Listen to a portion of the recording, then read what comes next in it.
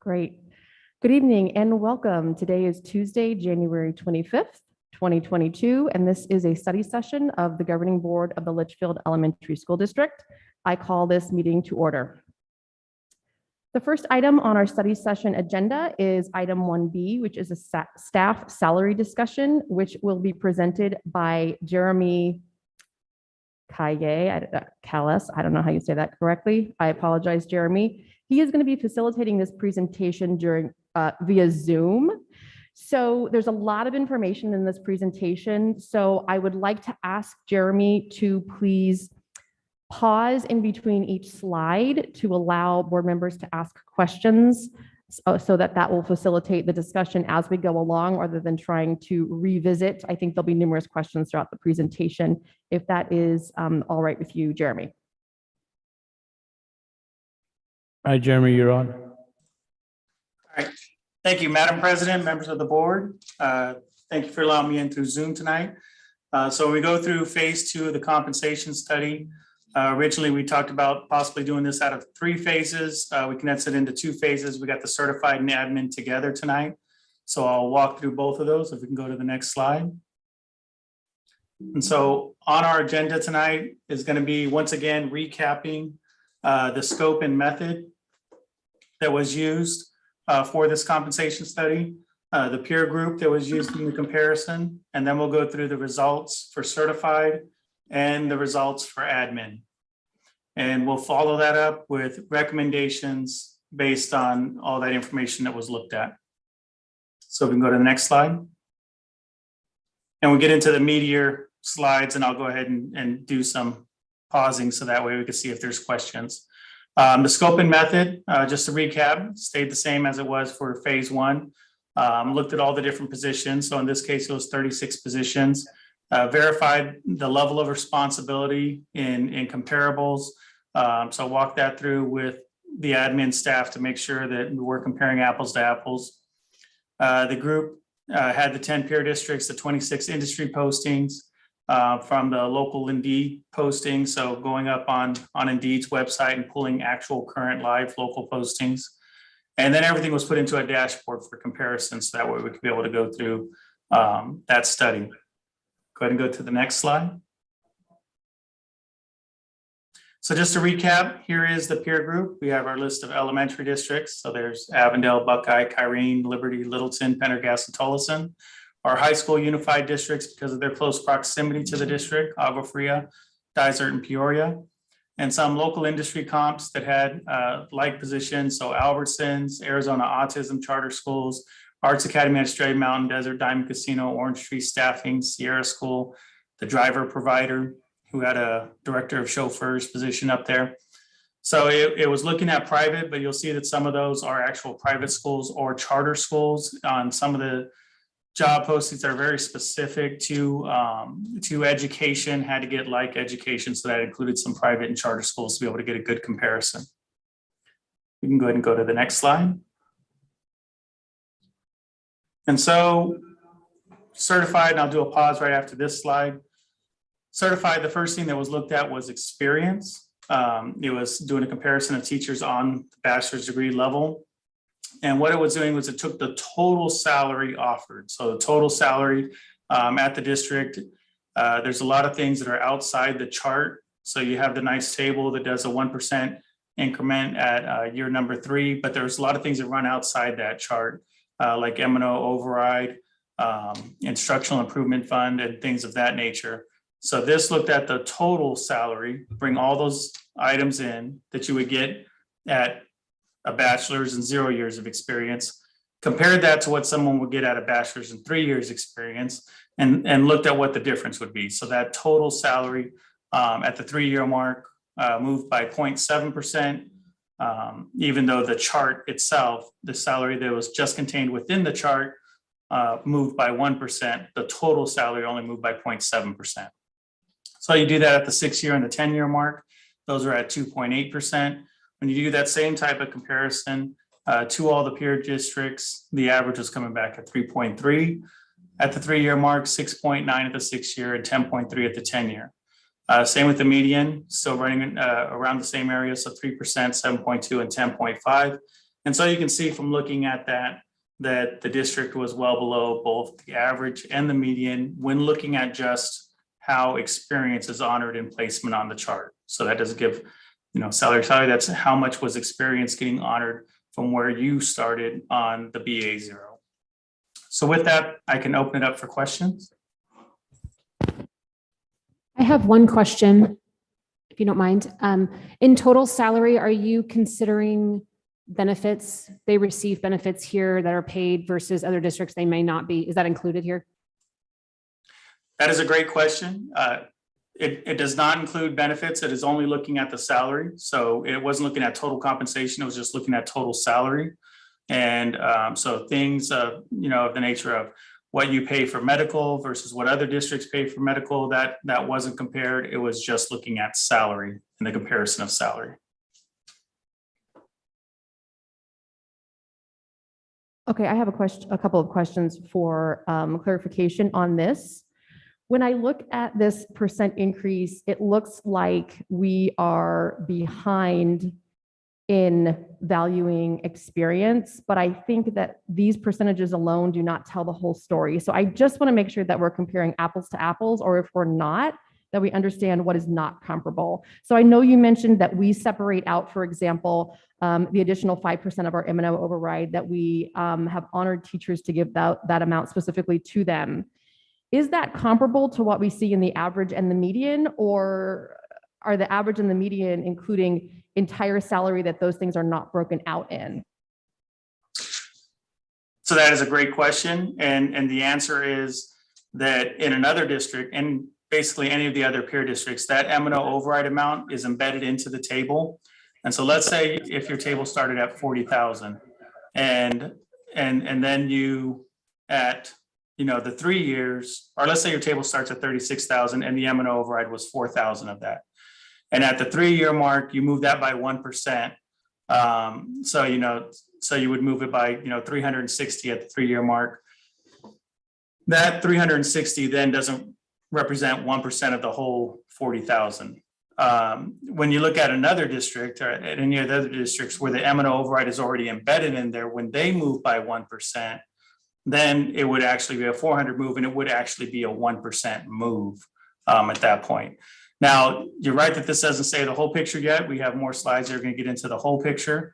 We're going to talk about education, and then we're going to talk about the base and the actual comparison of where the district places teachers. This is just purely looking at what is the percentage increase of total salary for a bachelor's with 0 years of experience compared to like a bachelor's with 3 years of experience. So where the district would place them at 0 years of experience, where the district would place them at 3 years of experience, how much movement was in there. And so that's showing 0.7%. Whereas within the peer group, they're showing 3% and 3.3%, but they're also starting on a smaller base.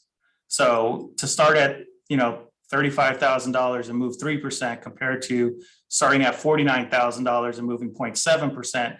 When we get to the rest of the slides, and you'll see, okay, yes, but overall the packages are better at Litchfield. But looking at experience and isolation is showing that they're not moving percentage-wise as much as what they're moving in other districts. Okay, thank you.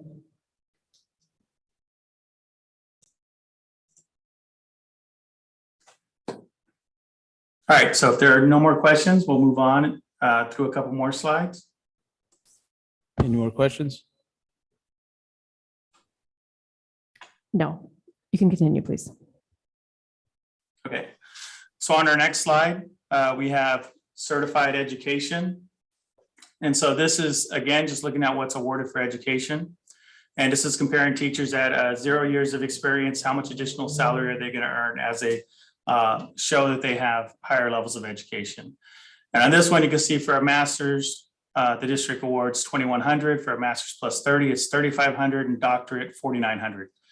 When you look at how that compares to the peer group, the district is actually center of the road on that one. So the district is the median for both the master's and the master's plus 30, slightly below the average on master's and master's plus 30. And that's because there are a couple of districts who are really accenting education. So they're bringing up that average. They're also bringing up that median, and some of them are doing it on a percentage basis, which is why you don't have nice round figures there. And so when you look at the average and the median at the doctorate, that is the only area where the district is trailing, with the 4,900 not meeting the median on what's seen out there in the peer group. So they're at 59.24 when you look at the median, and the average is 71.43. But again, you have like 2 or 3 districts that are really heavy on that doctorate. And so that's what's pulling that average up so high. And that's why we really like to shoot for median, because then when you have anyone who's the extreme in either direction, that can really sway an average. But the median ends up flushing out both of those extremes. Do we have any questions on this slide before we move on to the next slide? Yes, I have a question. Let's make it clear that that's built into their salary, the contracted salary. It's not a stipend. Yes, that is correct. This is into their base salary.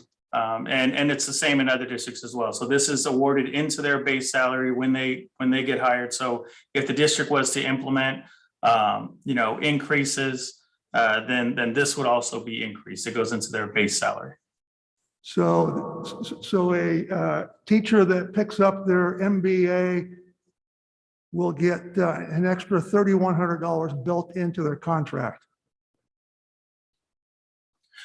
So this analysis is looking at placement. So it's looking at, where are you going to get placed if you already had that degree prior to coming into the district. When you start talking about how much movement they'll see when they earn education, when they're at the district, that would be professional growth with the district. And that was running outside the scope of this comparison. So this was looking at salary placement. There wasn't any comparisons made for how much professional growth is honored across the districts. Okay. I have one question. This is probably for our district staff, unless you know the answer to this, Jeremy. What is the population of our teachers that have 0 years of experience and have a doctorate? How many people are we actually talking about that this would affect in our district? Or, over the last 5 years, let's say.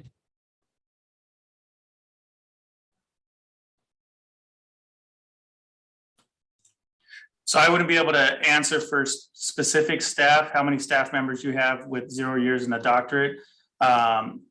Arizona statewide doctorate for teachers is probably running about 6.2%. I think that was the last that NCES had, which their data trails. It was 2018 data, but they were showing about 6.2% of the teachers in Arizona have a doctorate.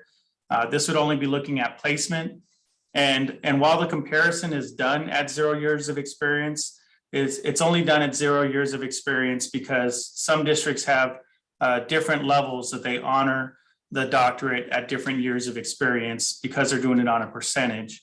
The values come out differently. So to make it all apples to apples, 0 years was used as the comparison figure, but this really applies to all years of experience, that someone could come in and they could have 10 years of experience and a doctorate, and your numbers would pretty much stay about the same, but the other districts that are doing it off a percentage, their numbers would actually fluctuate. They would give a lot more for a doctorate at 10 years because they're doing it off a percentage of the entry salary. So to keep it all apples to apples, 0 years of experience was used, but the comparison was done.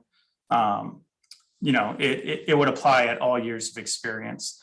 And as I stated, the district is right at the median. So you're pretty much right on par with where you're at for masters and masters plus 30, the doctorate only trailing by 1,000.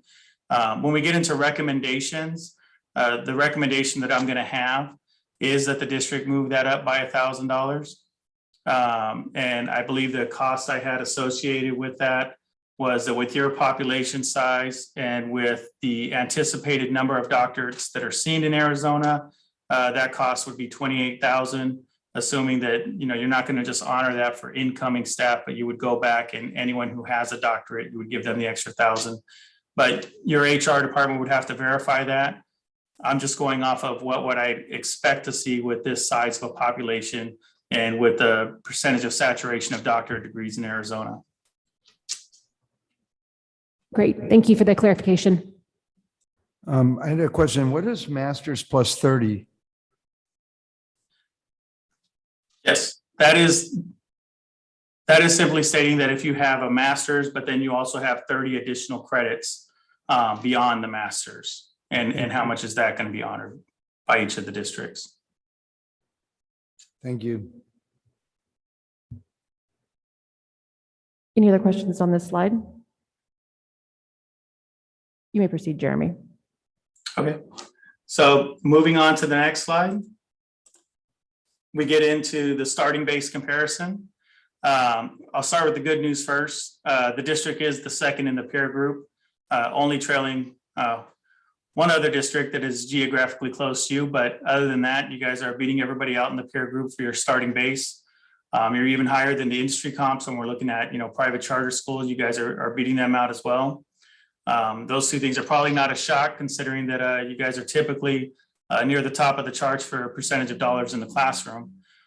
But the one piece that will also lead into one of the recommendations is that yours is the most difficult to calculate. So when you look at the placement chart and you do comparisons of what's in the actual placement chart compared to what rides outside the placement chart and what's taken, and I'm going to have slides that'll demonstrate this, but what's taken in order to calculate out what you would get in your first year with the district, it's a very difficult process over at Litchfield. So when I get to the later slides, I'll kind of illustrate that point a little bit more.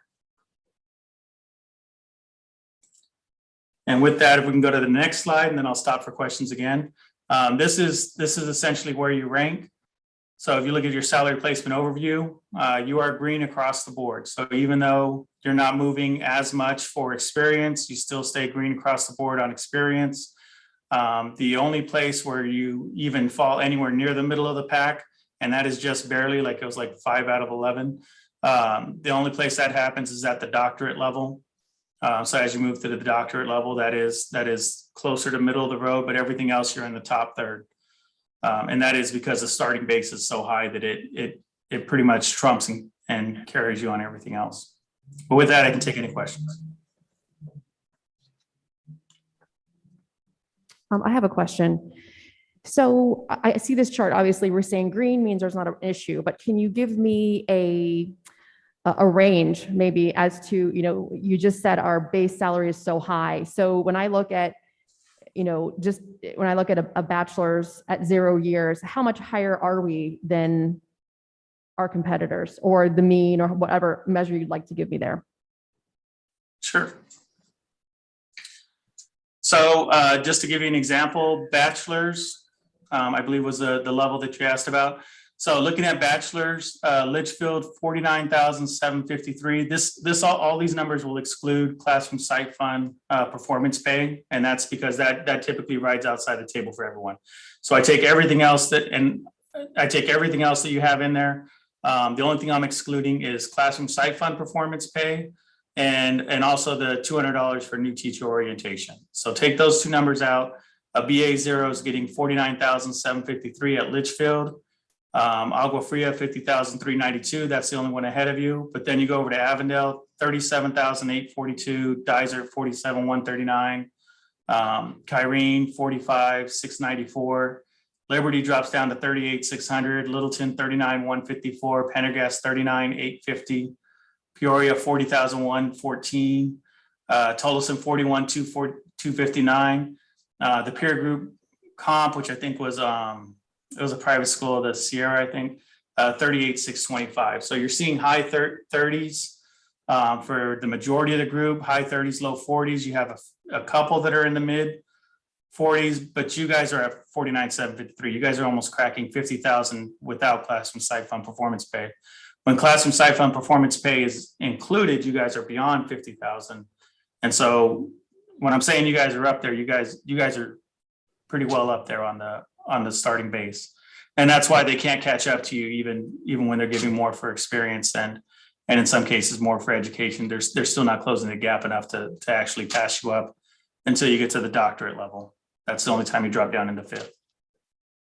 Okay, so if you had to, I mean, I heard all the numbers that you just said, but if you had to give me an average of the bachelor's degree at 0 years, what would you say that is?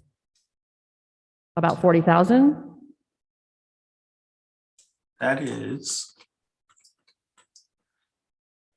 I'd say about 40, 43, 44,000 when you factor in everyone. Okay, and then can I get those comparable numbers for the 10 years, just to get kind of a low and a high, if you will, and see, obviously, that gap's going to close, but I just want to know how big a gap there might still be. Sure.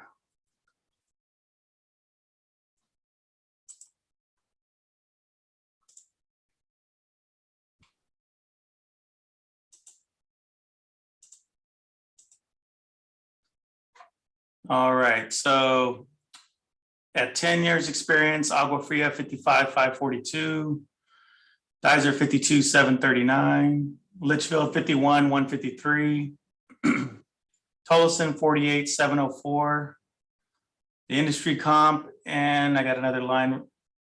I have to like hover over the point to see it on the dashboard, but the industry comp and it's one of the, and Pendergast are right about 47,084. Littleton 45,439. Got two of them in the 44 range that are pretty close. It looks like what's that? Like the Liberty at 44,019. So you guys are still like the gap is still there at the 10-year mark on bachelor's. I mean, you're still the next person down, so you're third at that point. And the next one down at 10 years is trailing you by 3,000. So you'd have to go 3,000 down to drop into fourth. Okay, So it's that a that pretty answers my big question. gap. And then to elaborate on the doctorate, from the numbers that you gave us earlier, it seems like we have somewhere between 4 and 5% of our certified staff holds a doctorate. Does that seem accurate to you?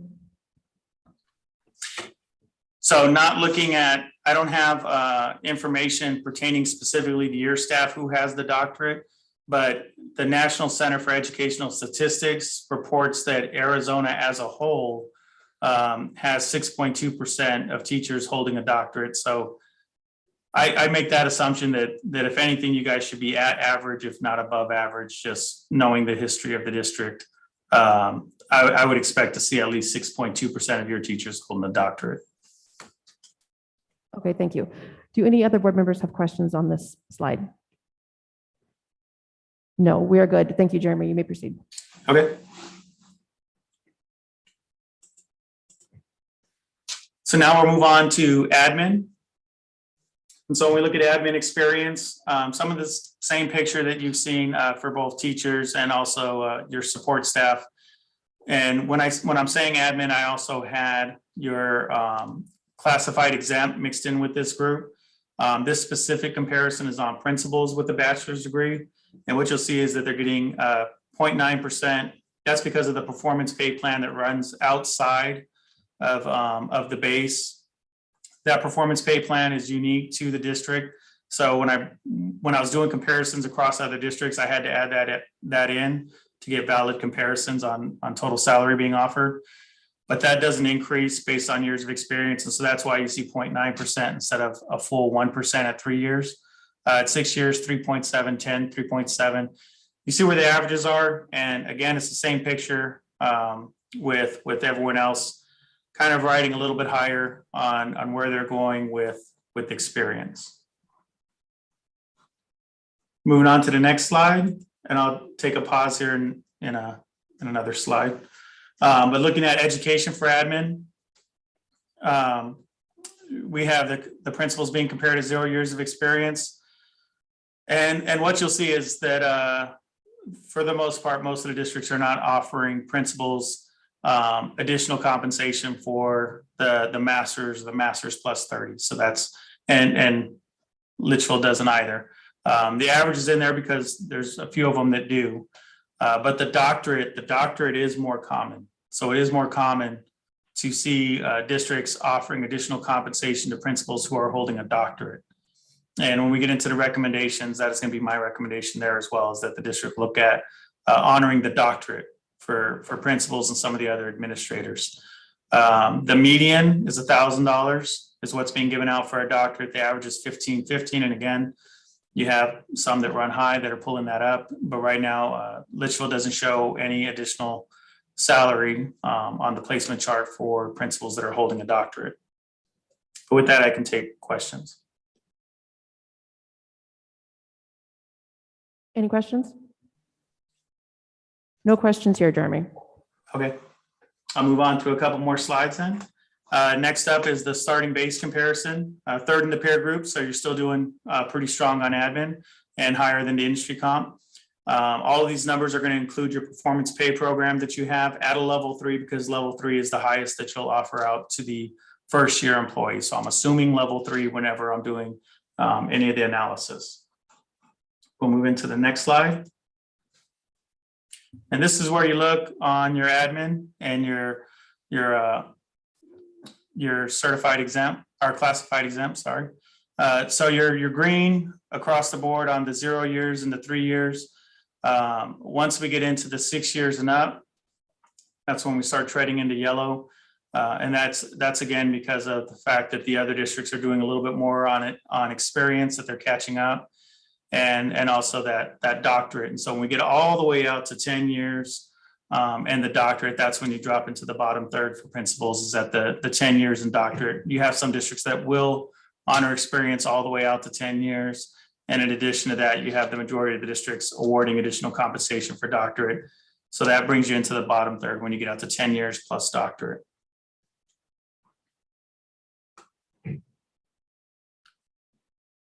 All right, so moving on to the next slide. At this point, we're going to start to get into recommendations. Are there any other questions before we get into the recommendations? I guess I have one question for clarification. So you just gave me a little bit of insight, but I was wondering what the breaking points are for your green, yellow, and red. But it sounds like if you're in the top third, you get a green. If you're in the middle third, you get a yellow. And if you're in the bottom third of all of these groups, in comparison, you get a red. Is that correct? Yes, that is exactly correct. Okay, It's thank going you. by the third, and third. Okay. All right, so we'll go over the recommendations. So now taking all that data and trying to find a way to, the goal of the recommendations is trying to make sure that the district is competitive for all positions, which would mean, and this is just looking at salary again, but on salary, that the salary is at or above median. So knowing that there are many variables for why someone would choose to work for any employer, this is looking at salary in isolation and stating that for salary, need to get to the median to be competitive. I think Gallup has some good data on this. So Gallup, I believe, put out a paper where they said, when you look at the millennials, which is making up a large piece of the workforce these days, they said over half of them would leave for a 20% or less increase. So any small increase in a millennial would be willing to change employers. So when you look at 20%, it may sound like a decent amount, but when you're looking at like a minimum wage employee at $12.80, I mean, they're basically saying that most of them would leave if they could get a quarter more somewhere else. If they could be $13.05 somewhere else, they would leave their job. So with that's where the recommendations are going to be headed, is how do we get everybody to median or better. The first of the recommendations, and I'll go into each of them in more detail, but simplifying the placement schedules, especially when you're looking at what's happening with minimum wage in Arizona and it increasing significantly.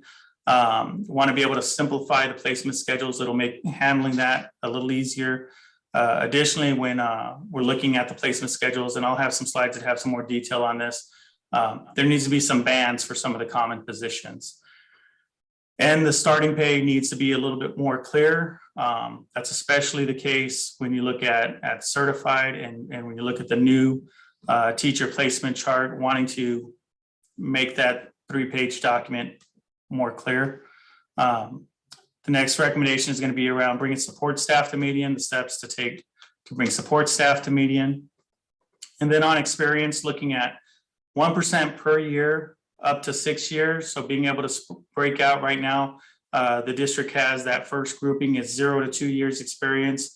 that's where you get placed. But if you were to break that out and 0 years was just in the first column, and then 1 year gets 1%, 2 years gets 2%, going all the way up to 6 years getting 6%, it wouldn't be exactly at median for what's out there, but your starting base is pretty strong. And it is my belief that that would bring you close enough to the median that you could show that you are honoring all that experience by being able to break that out 1% per year up through the first 6 years. On education, I'm going to have some very specific changes by group when we get into those recommendations. So when I get into that piece of it, it'll be very specific to each of the groups. So I am going to go to the next slide only because all of those items I'm going to break apart in more detail, and they'll be easier to talk about as we get to them in more detail. So first, the support staff bands. The current structure right now, when you look at the titles, any of the titles don't really tell you the hierarchy. There isn't a real band system or grade system that links and groups the different employees together. So when you hear a term like Medicaid clerk, clerk is kind of misleading because a Medicaid clerk is getting $16.59, a payroll clerk $15.70, and then you drop down to a records clerk at $12.43. And this was all before, of course, the January 1st increases to $12.80. The records clerk all the way down to $12.43. And so the term clerk, a little bit misleading since it's given to people across the spectrum. When you even look at the term assistant, personnel assistant at 18, administrative assistant at 1481. And that's kind of the case throughout the group, whereas the title itself doesn't really lend itself to let you know where the hierarchy is for that position. When I get onto the next slide, and I'll pause right after that slide. But I want to talk about the recommended structure. And so how you would run counter to that, the alternate system that I'd be recommending would be that every title has some meaning to it, and then it's grouping. So a records clerk, instead of being called a records clerk, if it's going to be down at the bottom of the pay scale, it would be a records aide. You would have an instructional aide. You would have these titles would then let you know where they are in the hierarchy. Within each of those titles, you would have multiple levels. So I have a level 1 through a level 3. And so within, you could provide some distinction on the level of responsibility. But for the titles themselves to be able to lend themselves to let you know exactly what kind of position is this, how much guided instruction does the person in this position need throughout the day. So someone at the aide level, you're typically assuming that they are almost one-to-one, where someone is throughout the day letting them know what their specific job duties are. So, a bus aide that serves as a monitor on the bus and has the bus driver right there, that if they have a question, the bus driver's right there to answer the question. Where you get to the other end of the spectrum, it's the analyst, the coordinator, the people who you actually expect to be able to run their area, and in some cases know their area in very intimate detail. So the levels of responsibility then varying between that. So you can see all the different levels that are being recommended: aide, assistant, clerk, technician, specialist, coordinator, and analyst. And the idea would be that all of your positions would then be retitled and then placed into the structure. And so that way you wouldn't see things where someone's only making, 5 cents, 10 cents more than someone else. One has an assistant title, one has a clerk title, and you can't really tell, like, in the hierarchy, like, where does that position actually fall? There are other districts that have used this approach. It's not a, uncommon practice. It typically takes a while. We're going to get into phasing when we get to the end of this. And it typically takes a while to be able to move into this. So none of this is something like you're going to do this today and be moved into this tomorrow. Kyrene Elementary made a similar move about a decade ago, and it took like 4 to 6 years to get full implementation on everything they were looking at for transition. So with that, I can take any questions before I move on to the next slide. Any questions? Just one question. I understand, this could take 4 or 5, 6 years to implement as we go through. So just so that I understand, immediately you would say we would recategorize people just in terms of their job title or description immediately and put them where they are on these levels. then as attrition happens, you would recategorize them in terms of pricing. So if they're doing, we need them to be doing something different than they are now, or the same thing, but pay them a different level, that would come through attrition. But initially, you would actually go through and recategorize everyone based on these levels right now. No, when we get into phasing, which will be some of the last few slides, it's not going to be my recommendation that this is a phase one implementation. There's a lot of work that has to be done to be able to make this type of a move. It's more than just telling them that they have a different title. You're going to have to update job descriptions. You're going to have to communicate this out to your staff. There's going to call for some slight movement in pay. So this is going to be a phase two recommendation. It's not going to be the phase one recommendation. But after I get through all the recommendations, then I'll get into phasing and I'll talk about the plans to take steps to move towards all the different recommendations that have been presented. I don't have a question, but would like to make a statement that I appreciate this recommendation. I am a huge fan of simplification and clarification. And I think this recommended structure for the support staff bands is very clear and easy to follow and easy to understand for any and all of our staff. Thank you. Thank you. And if there are no more questions, then we'll move on through a couple more slides. You're going to see a similar thing with the admin bands.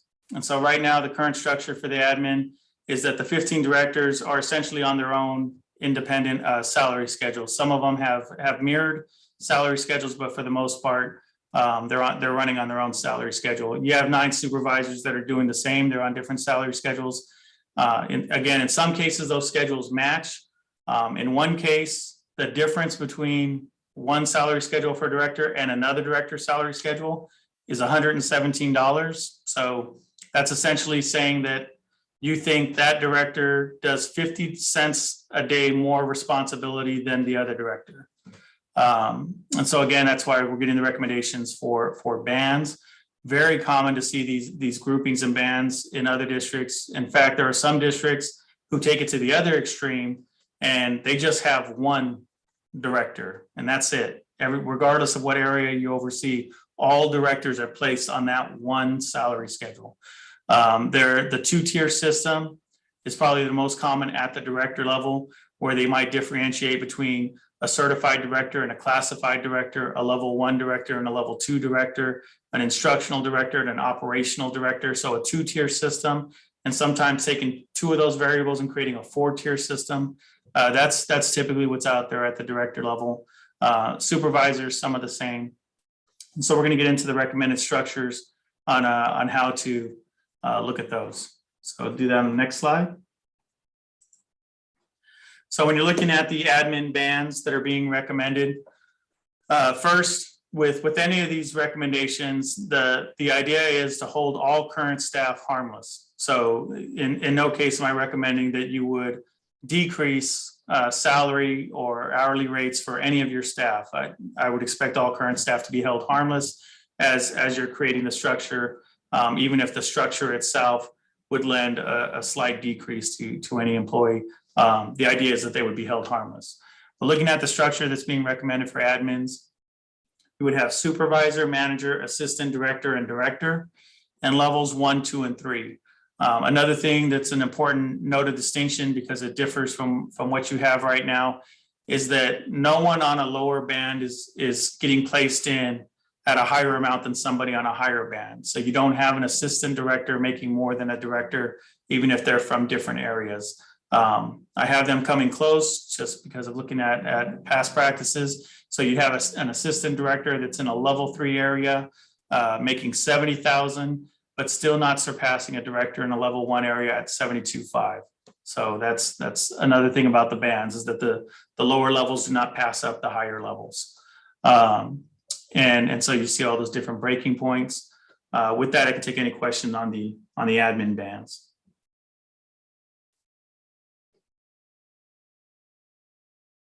Are there any questions? No questions, Jeremy. Thank you. Okay. All right, the next recommendation that we're going to get into is simplifying the starting pay. So as I stated earlier, great celebration. You guys are one of the best out there at taking care of your teachers, but you can't tell. You can't tell by looking at the placement chart. So when you look at the placement chart for a BA 02, it shows 37,248.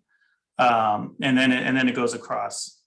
You start thinking of the mindset of a new teacher coming to you fresh out of college, straight out the gate, doesn't really know a lot about education, and they're going to go out and they're going to pull up, all of these different placement charts from your surrounding districts, and they're going to look at this and they're going to compare the table in another district, which is my next slide. If you can move to the next slide. And this is Liberty, who takes the opposite approach. Whatever they are going to offer, they throw it all in there. And you can see it looks like Liberty's higher than you, but it only gives that appearance that Liberty's higher than you. They're not actually higher than you. But you see that their BA 0 is at 38.6, which if you're only looking at the chart itself and you're not reading the rest of it and doing the math and everything else, it would look like Liberty's offering a higher pay when they're not. Go ahead and go to the next slide. And so this is why you have this disclosure where it says a beginning teacher placed at BA with 0 to 2 years of experience will earn $53,953. But then you have tables and tables and descriptions where they're left to do the math and figure out how to get to 53,953. I know it's a difficult process because at one point I was doing the same study for one of your peer districts. And when I came to your salary placement schedule, I was reaching out to the district and even I was asking for explanation on how you went from the 37 to the 53. So I know it's a difficult thing to follow, but you have the breakdown below on the M&O override compensation. And then, the classroom side fund, instructional improvement, and there's actually more. There's more beyond this. So I just showed a snippet, but there's more that gets added in to finally get you to the 53,953. And so the recommendation is going to be to simplify that by putting all of that into the table itself and making everything else be footnoted out of it. So instead of saying $350 comes from instructional improvement, to have the $350 embedded into the table, and then a footnote underneath. If you still want the same protections, you could have a footnote at the bottom that says, by the way, $350 of this is coming from instructional improvement. In the event that instructional improvement ever went away, the district may opt to decrease this by $350. Since this is a placement schedule, I don't know if there would be a lot of value in that specific example, because in the event that instructional improvement ever goes away, you could just change the placement schedule and reduce it by the 350. But I think you sell yourself better if you can get more up into the chart instead of having to do the math outside the chart. With that, I can take any questions on that before I move on to the next recommendation. I'm amazed that it's not done that way already. It's astonishing. Sorry. I have a question. Can you clarify, you would like to see us drop everything into each cell? Yes. Okay. So with the, Here's what happens when you do that. If you get in the financial situation to where everything's in the cell, and then you can't go back and take it out of the cell. By increasing each cell across the board, you're in essence, that's what it's going to be moving forward. If we were to say next year, everybody's going to get a 5% pay raise, you're saying on this plan, the 5% immediately goes in each one of the cells. yeah, so an important point of distinction. This is a salary placement chart. The district is stepless and doesn't move through a step schedule.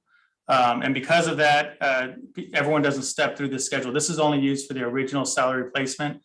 If you get to a year where you wanted all of those cells to be lower numbers, you would just change your salary placement chart for that number.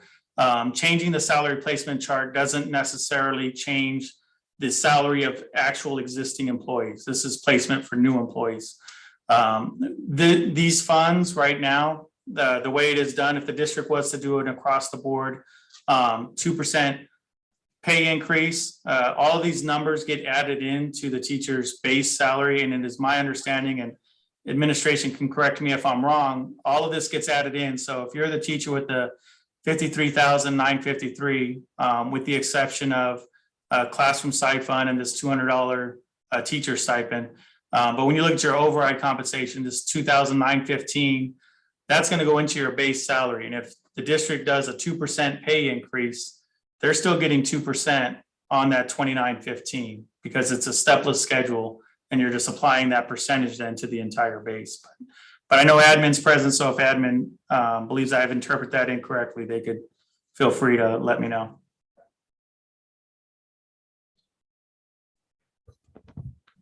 So Jeremy, this is Wendy. So the override amounts and the stipends are not included when the increase is calculated. We have a performance-based pay, which is based on truly the position contract amounts. And that increase is based on that for the average teacher cost or teacher salary. When we did do increases by a percentage, again, it was only the true contract base amounts that the percentage was applied to, not to all these individual stipend amounts.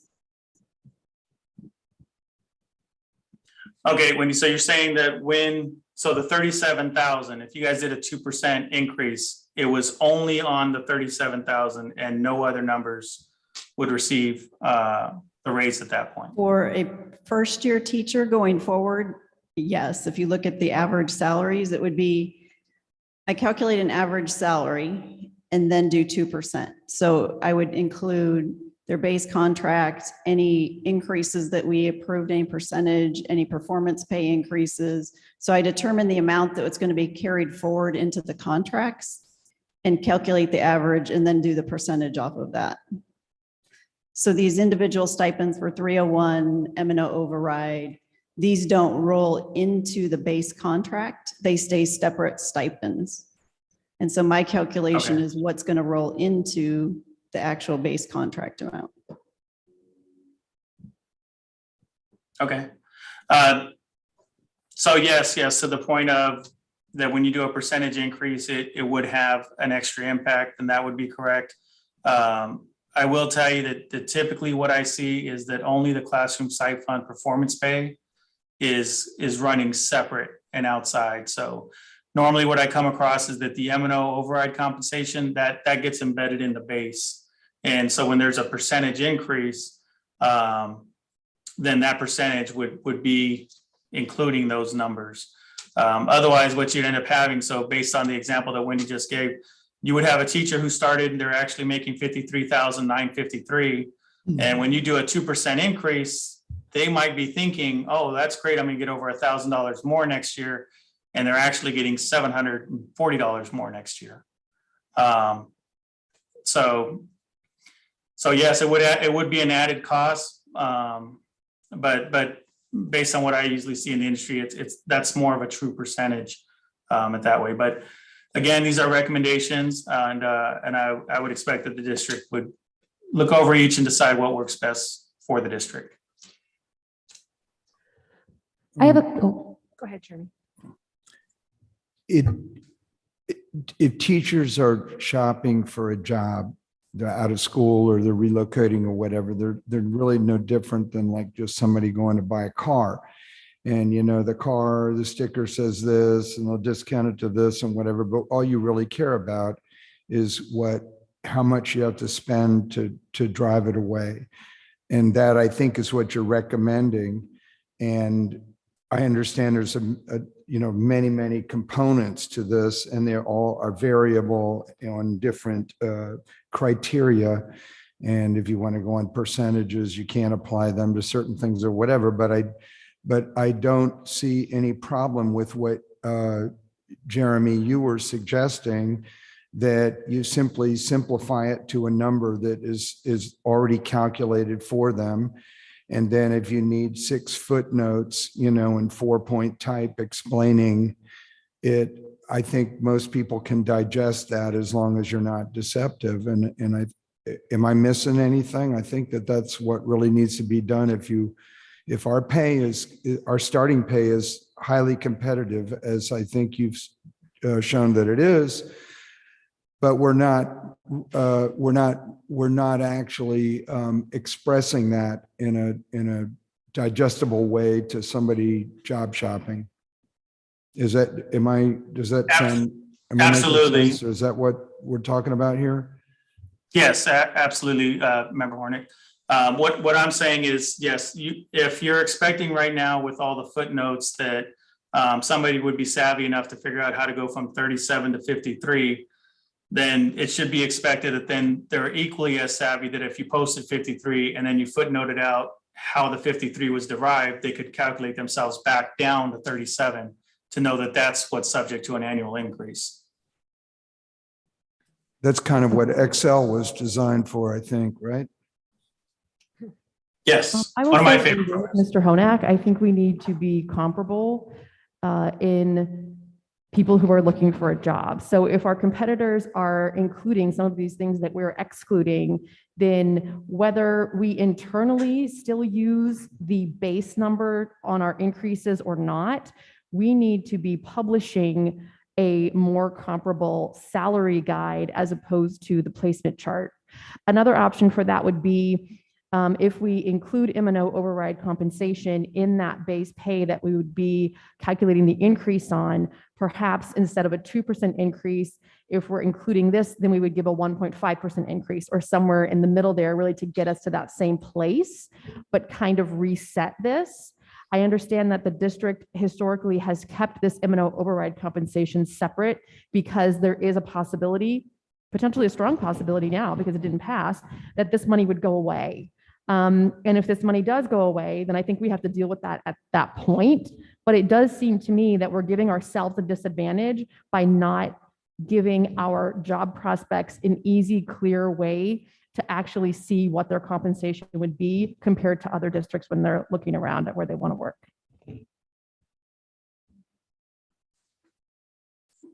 Yes, absolutely. I agree 100%. And if there are no more questions on this one, I can move on to the next recommendation where we're getting to support staff. Any other questions? Go ahead, Jeremy. Okay, so when we're looking at support staff, the recommendation is to bring them up to the median. So that would also include moving into the band system and changing the titles as needed, which we spoke about earlier. And then making sure that the responsibilities are then aligned for that position. So making sure that not just changing the title, but making sure the responsibilities for them accompany that new level. And all current staff then to be held harmless. If you go on to the next slide, experience. Again, mentioned this before, but just moving to a 1% per year for experience out through the 6 years, and that'll be more comparable with what's seen out there in your peer group. And that's an across the board recommendation. So right now you treat experience equally for the most part across all of your employee groups. It's saying continue to do that, but instead of that 0 to 2 grouping, to go ahead and break it up to where it's 1% per year. At the time that this is implemented, we're going to get into phasing here in a second, but at the time that this is implemented, then just verifying that there's no jump overs.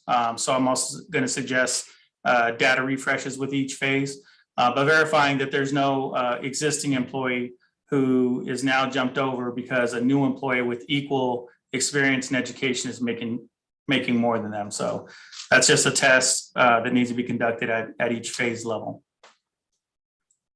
We go on to the next slide. Can I actually ask a question on the experience? Yes. This question actually is for Superintendent Gunning. It seems as though this recommended change for a 1% per year for the first 6 years of experience is a change from what we currently offer to our employees. Do you support this recommendation? And if so, knowing that we have limited funding and budget dollars available, how would you recommend that is potentially implemented? Would we make some salary decreases to start off, or do you see this all just being increases as much as possible? So one of the things we want to look at is to take all these recommendations and look at the financial impact so that we can come back during budget time to see what is the actual impact and which pieces we feel we can phase in at which time. He's going to go through some of the phasing of what he has seen in other districts when starting this process. So we'll kind of go through that, but we want to look at the potential impact overall. Does that impact, all positions when we make this change? Is it just a starting in a phase in process? So I think looking at all of those components and then coming back with dollars so that we can get guidance from our governing board on which ones you're feeling good and solid with. Like, yes, we feel good. Like, let's move into this for next year. Let's plan for, this step in year 2 and year 3. So we'll bring back dollar amounts with it so that we can obtain your guidance and see what you feel comfortable with, but also with a recommendation, of course, of how we're feeling. Okay, I don't disagree with that. That sounds like a good plan. I guess I just want to caution the executive team to really consider the long-term ramifications. Do we want to give our staff additional value for their experience? Is that a value that we have as the Litchfield district that we want to honor? And do we want to make that happen? Or do we value a higher starting salary and being above our competitors kind of at every other level with that? So I think has to be a balance there. And so I'd like you to consider what you want the priorities and the culture to be and the message that we're sending to our teachers through those recommendations, not just the dollar amounts. Absolutely. Okay. And looking at also like what type of experience do we want to recruit in, and can we be competitive when recruiting experienced personnel in? And we saw a difference in that. I think originally we were hitting entry level compensation, but then with the teacher shortage, the influx coming in was so low. So we really needed to be competitive on being able to recruit experienced teachers and teachers with higher degrees. So great. taking that all into consideration. Excellent. Thank you.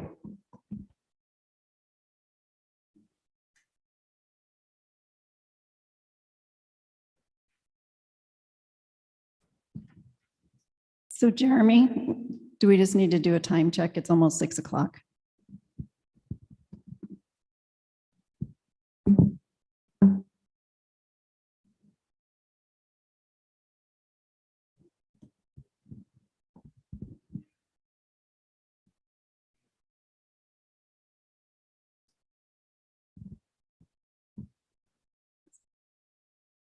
Hey, Jeremy, I think you're muted. There we go. All right, for the next slide, we have education and Wendy, yes, I'll run into the other board meeting right now, but I can make it through the last 4 slides. I got 4 slides left. Education for support staff. The recommendation is that if it's applicable to the current position, then you should look at award amounts for different types of education. That is a process that's used in several of your peer districts. And that would be verified by HR, everything predetermined and documented. So no one ever thinks that, they were treated unfairly, but be able to have that process that if somebody holds certain certifications, certain degrees where, it's applicable, like an assistant director of facilities having a bachelor's degree in facility management, you want to recognize that. Being able to have that kind of process set up with HR, not necessarily that it's an across the board honoring of all degrees for everyone. And then with certified staff, looking at adding $1,000 to that doctorate. And again, that's just to bring you to the median. And with admin staff, the lower levels of the admin staff, so your supervisors who are in your classified exempt, similar to that support staff, similar process where we go through HR with predetermined amounts. And did we change to the next slide? I'm still seeing the other one. Okay. And for the directors and principals, for that level and above, for them just to be able to receive $1,000 for their doctorate, for anyone you have in those ranks that's holding a doctorate, and that would be more in line with what's out there in the peer group. And the last 2 slides are going to talk about the phased approach on all of this. So the recommendation for phase 1 would be to continue what you already passed mid-year for those increases. Just continue that going into next year. So continue to honor that. Increased placement just for the doctorate degree at this point. I am recommending that there is a 2% increase for all staff. And the reason for that is because inflation just hit 7%. So you're going to need to look at the possibility of doing something for all staff. And then simplifying that teacher placement chart. So just going back and reworking that teacher placement chart. So that way you can get the value of being so high in your peer group that it's clear and people know that you stand up that high. So that's going to be the only recommendations for phase one. When we look at phase two, then we're talking about at that point doing the 1% per year and getting that up to 6 years for all employees. The support staff band structure then getting implemented, and the support staff degrees. So that process of honoring some of the degrees for support staff, all of that being done in phase two. In phase three, the final phase would then be taking care of admin and doing the admin band structure and placement for their degrees if applicable. So all of that would be phase three. You leave the admin for last. That's a pretty standard process to have the admin be the last one that gets addressed. But then also taking care of that band structure in phase three. So you can see how some of the larger lifts, trying to push that out to phase two and phase three, with phase one, really one of the bigger cost drivers is just maintaining what you already did mid-year, and then looking at the possibility of a 2% increase for all staff. That would be the recommendation for phase one. With that, I can take any final questions. What is the timing on phase two and phase three? If phase one is initially the spring as we go into this budget, and then as we do contracts and stuff this year, what is the timing on 2 and 3? In a perfect world, they would go in subsequent years, but you have to also look at your budget ran outside of the scope of this project. So I'm not bringing forward recommendations on how I would see you would manage this with your budget. So you would have to evaluate your budget and see when you could afford to do phase two and phase three, and then move it forward at that point, along with any competing priorities. Obviously, salary is not the only thing you guys have to weigh in on. There's programs, there's all kinds of other different things. There's however much weight you want to put towards the aggregate expenditures limit. There's a lot of other variables to consider. So for the purposes of this study, I had the ability to look at this in a vacuum, but I would expect that the district would look at it as a whole. I guess what I'm asking, I understand budget's always a factor, but if we can sort of set that aside and just say in a perfect world, I hear you saying that these might be done a year apart. So we might do phase one this year, phase two may be brought in a year later, phase three may be brought in a year after that. Obviously budget pending. I'm just trying to get an idea in my mind of how long would a normal cycle of something like this take? And obviously, public education budgets are up and down, but just from a sort of capacity for the district to be able to go through that many positions and sort of realign and do all of that with the banding and all of that. What I'm hearing you say is maybe one of these phases per year, sort of setting aside budget. Does that sound accurate to you? Yes, that is correct. Yes, I wasn't sure if that caught me on the gun. But yes, that is correct. I would say ideally, if you could do that each 1 year apart, that would be ideal. Any other questions for Jeremy? I believe he has another meeting to get to. Wonderful. Thank you so much for this presentation. We found it very useful, and we look forward to working with the administration on these solutions. Absolutely. Thank you. I do have one follow-up comment on the recommendation for the increase, the $1,000 increase for the doctorate degrees. I actually would like to see more than that if we can. 1,500, 2,000, I'm not sure what the best number would be, but I think that would be an amazing bragging point if we could have above the Arizona average for the number of administrators and classroom teachers that we have who hold doctorates. I think I personally value education, and I think that would bring a lot to the table and the mix in the diversity of education that we offer. Any other board member comments on this presentation? Great, thank you. Then we will move on to item 1C, which is the data and assessment, measuring and monitoring student learning presentation by Brian Owen.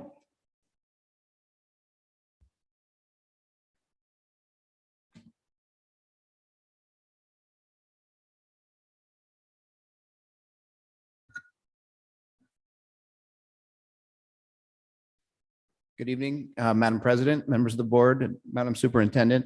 We would like to provide you an update tonight with some data that we have recently collected since our last data update. What I'd like to do tonight is review some of the data that we've already presented over the last 5 or 6 months. And then I'd like to look at the new data points that we collected in November and December and some of the major things that we're doing with that.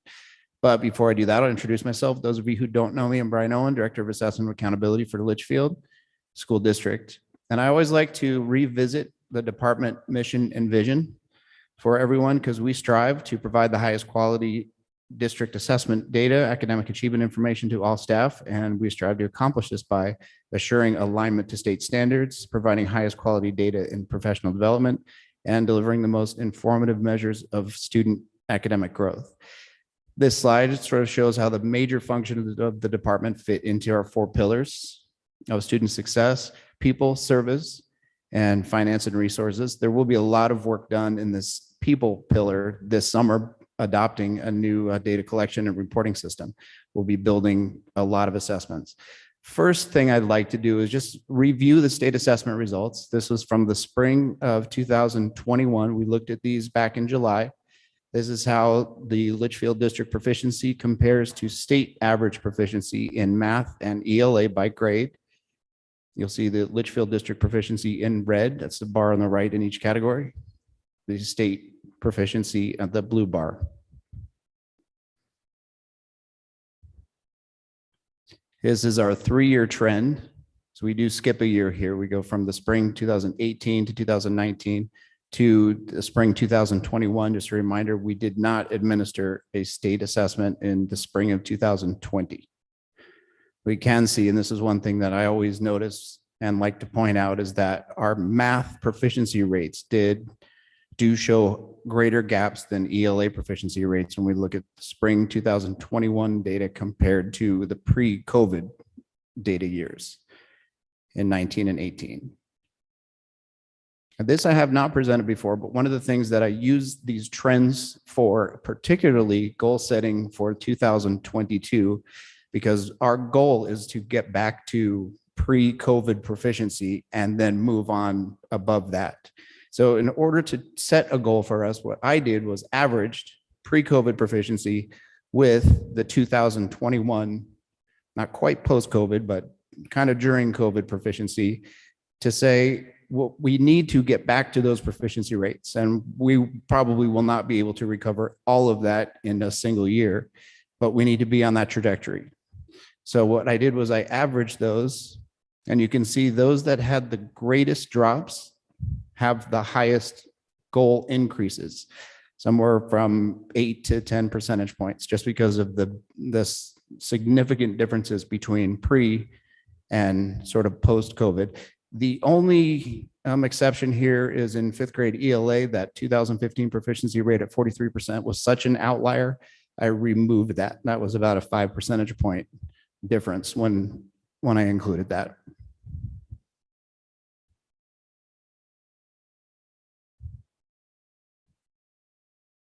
Those were the state assessment results. I'd like to review the district assessment results from the fall of 2021. We did look at these in October, and I want to refresh everybody's memory.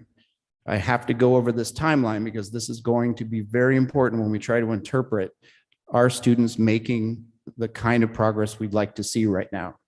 So I'll go through this quickly, but we had tests back in August of 2018 in the 18-19 school year. We revised those tests. Then the 19-20 school year hit with the new revised assessments. And then, of course, the school closures in the spring of 2020, which prompted us to revise those tests again in the summer of 2020, and we shortened them to 30 items. Those 30 items were taken from the full battery of assessments.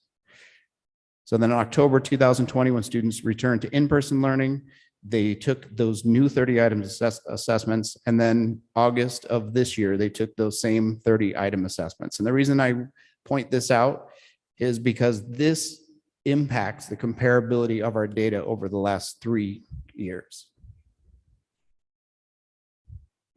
So just to refresh your memory, this is what it looked like. Now, the only tests, these pre-tests that were revised are grades 3 through 8. So kinder, first and second in math and second grade reading were not revised. Those are the same assessments. So we can see, if I draw your attention to kindergarten math, students are entering this school year right about the same place they did in the fall of 2019, just slightly higher even, which wouldn't surprise me because those students hadn't been impacted by school closures. First grade, you see, looks like they're entering slightly lower this year. And then second grade, even a little more lower. And that's math. Reading, we see the same thing in second grade. Students are entering this school year scoring lower in 2021 than second graders did in 2019. Grades 3 through 8 in math and reading are difficult to interpret here as a baseline result because I don't know the full extent of the impact of shortening those assessments. We do see lower scores here in math, but if I draw your attention to grade 6 and grade 8 reading, and particularly grade 8 reading, that's a significant increase in percent correct. When I looked into that a little more closely, the new 30 item test is comprised of almost all of the second half of the full battery of the 8th grade reading assessment. To me, that kind of shows the impact of shortening that assessment was greater than I anticipated.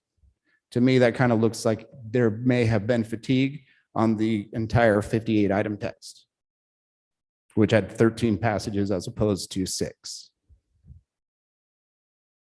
That's going to be important because this is the baseline result that we're going to try to compare future data points to assess growth. Can I ask a question right here? Yes, sir.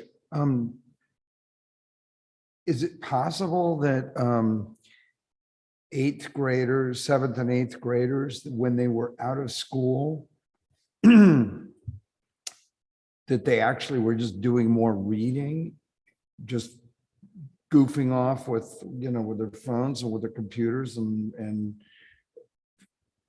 that somehow they just got a little more tuned into reading? Because I think at that age, you're kind of hormonal, guys are not really, they're too kind of distracted, but when they're at home, they're kind of, able to look at stuff that's fun to them and read, because otherwise, how do you explain that figure? Because like you're saying, it's double what, it's actually higher than the chart shows because you had the harder questions. The second of part of this of the whatever the harder questions had a higher representation in the 30 questions. Well, I guess it could mean that the current 8th graders were doing more reading. I don't think it's likely though that would impact a score like that. And the main reason I say that is because these are academic assessments. And if they were doing a lot of casual reading, I don't know. It's possible, I guess. And the reason I think that increase is there, I don't know necessarily that there were more difficult passages or more difficult items or skills. I think what we might be seeing is that, and when I look at the actual items, scores are lower on these items on the last half of the test than they are when they're not starting on the 7th passage and the 32nd item. Does that make sense? So I don't know that necessarily it's more difficult content that they scored higher on. I think it's similar content. It just doesn't take place later in the test. Yeah.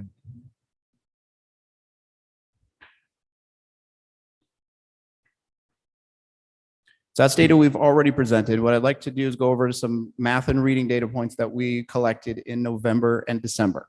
I'm going to start with the math, what I call district math formative. This is formative 1. And we have to go through this timeline. And again, one of the major functions of this assessment department is to constantly revisit these assessments, constantly analyze them, to try to make them the most effective assessments they can be. So in the 2018-19 school year, we had 3 of these interim math assessments, and this is just grades 3 through 8. So we had what I called a formative 1, which took place pretty close to the pretest. Most in September they started, and then into October. We had formative 2, December, January, and then we had another formative 3 at the end of February. And when I analyzed those assessments and started looking at correlations between the math results on our district tests and the math results on the state test, I saw that the way that the formatives were structured, formative 1 wasn't telling us a whole lot. I mean, it was telling us some things, but nowhere near the kind of thing that I wanted to get out of them. So what we did that year is we dropped one of the formatives. We actually combined formatives 1 and 2, which took place like within the first 2 quarters, and condensed them into one that took place a little bit later. So now this formative 1 takes place in November, and then we have another data point that will start, that window opens in 2 weeks. That'll be math formative 2. So in November of 2019, before the school closures, this new math formative 1 was administered for the very first time. So that's our data comparison point from November of 2021. We did not take this assessment in November 2020. We took the pretest in October, right after students returned in person after fall break. So as with any new assessments, those get analyzed. And these assessments, these math formatives, are unique because they're aligned to our district instructional pacing guide, which is really quarterly. So they say by the end of the first quarter and during the first quarter, these are the standards in this grade level that we want to teach and we want students to learn. And so the timing of the assessment would test what students should have learned up to that point. Teachers in grades 5 and 8 just weren't happy with the kind of content that was on those tests. And I kind of know why. It just had to do with the people that were involved in the creating of the assessments. We had a lot of fraction items, for example, in grade 5, because those teachers were both traditional academy teachers, which were into fractions at that time when the general ed map was not quite that far. So what we did was we revised grade 5 and 8, grade 5 very significantly to where it's pretty much a new test this year. And then grade 8 was revised kind of significantly, but not quite as much as grade 5. So in November of 2021, we gave those assessments. This is what that data looks like. So we can see grades 3, 4, 6, and 7 are the same tests that students took in November of 2019. You can see the average percent correct overall. The district is slightly lower.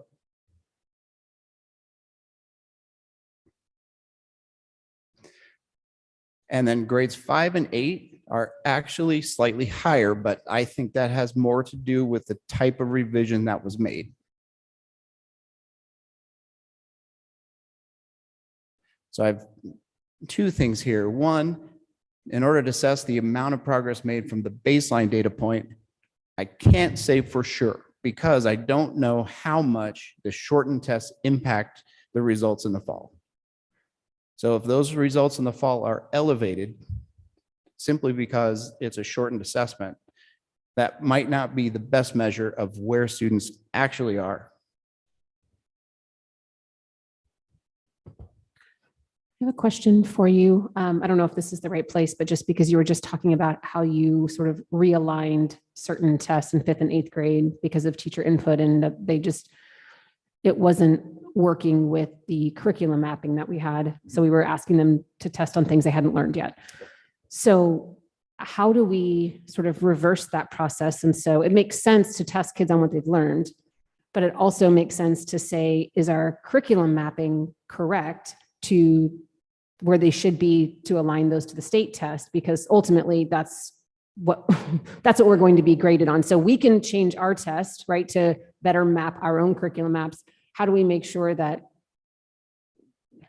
by doing that, we're not seeing good results here, and then we're still going to see the same results on the state test because we're out of alignment there? How do we make sure that alignment happens too? Well, that work is actually done quite often. I know that this curriculum or instructional mapping process actually, began, I want to say back in 2009, 2010, when when we were first transitioning online with our Moodle system right now. And that work has been done constantly over the summer. I don't know that it's every single summer, but I know it gets revisited quite a bit because then I have to change my test because the curriculum map changes, Okay. which to me is annoying. But I But know it's a that, ladder effect that one is Right. changing, the other is changing the other. So that was the answer to my basic question. Just Yeah, want to make sure that okay. was happening. yes. Thank you. I had a comment. I mean, in looking at this, it kind of looks like, statistical error. I mean, noise could be really, we're talking we're kind of dwelling on the good news of 5th and 8th grade, but we're talking almost such a close percentage. It's within a range of noise.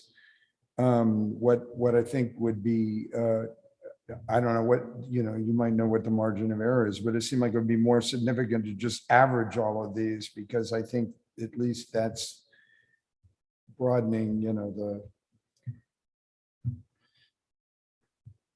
because I mean, there's different from 62 to 54, 64, 59, 66 to 58. Those are fairly significant, even 54 to 49 for 7th grade. So, I mean, it looks like it's an average like 3 or 4 or no more. Yeah, correct. I mean, 5% drop overall. yes, the grades that are comparable, 3, 4, 6, and 7, the students are scoring lower in November of 2021 than they did in November 2019. That's correct. But I can't really make the valid comparison of a 5 and 8 just because those tests are so different. Yes, I mean, so Yeah. my point is what I'm taking away from this thing is it's about a 5% Mhm. drop is really, I think, the most you can discern from it, really, because we're looking at it with a microscope too much. We're seeing noise. Mhm. That makes sense. Well, on the grade level that I'm particularly focused on is 3rd grade. And here, 8th grade, I would be too, except I can't get a good read on 8th grade right now because that is a different test. In 3 weeks, I'll have another math data point. That will be a comparable data point to February of 2020.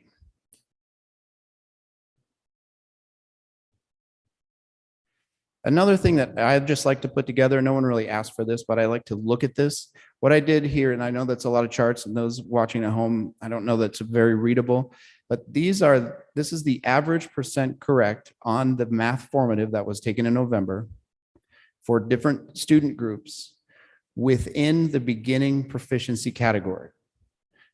So the students that started in August so basically the lowest scoring students in August in the minimally proficient category, by student group, what is their average percent correct on this next math data point? And the reason I like to look at this, because I like to see are there particular performance bands where certain student groups seem to be making less progress than others and significantly less. And what I just see in math when I look at the variability is that there is more variability in the middle to low middle scoring groups than there are in the lower and the lowest and the highest scoring groups.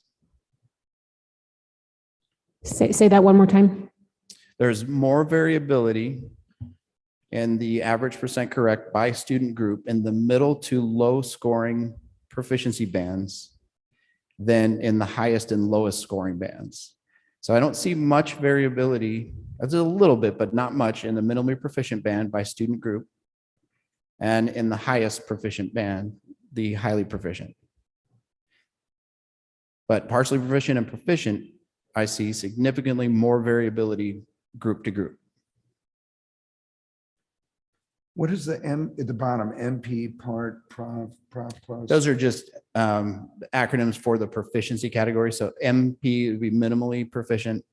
Okay, I get it. Does that make sense? Got it.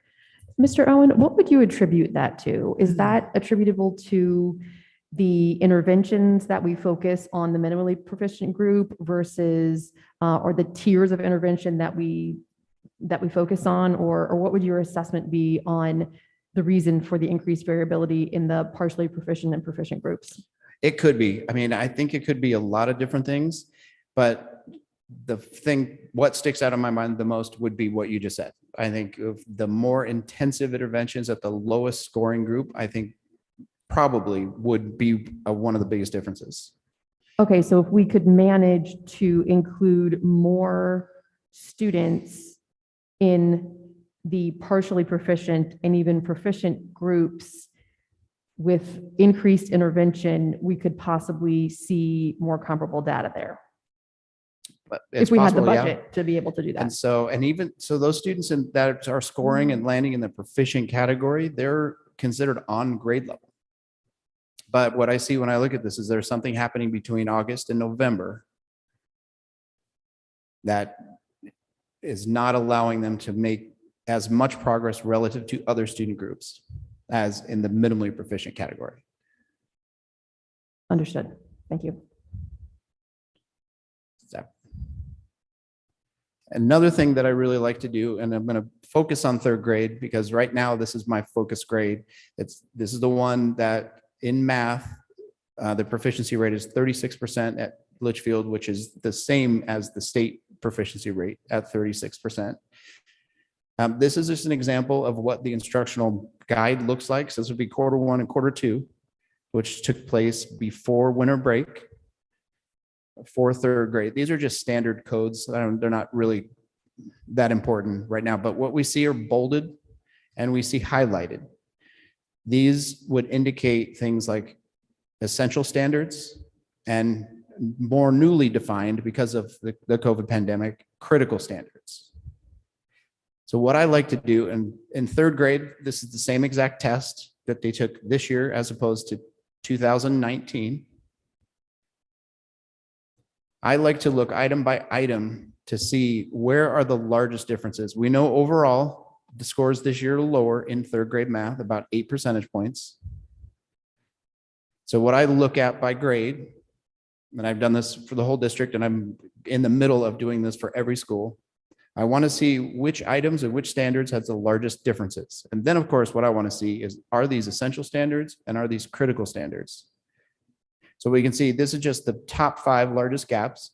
I put some descriptions over there. Sometimes it's the standard description.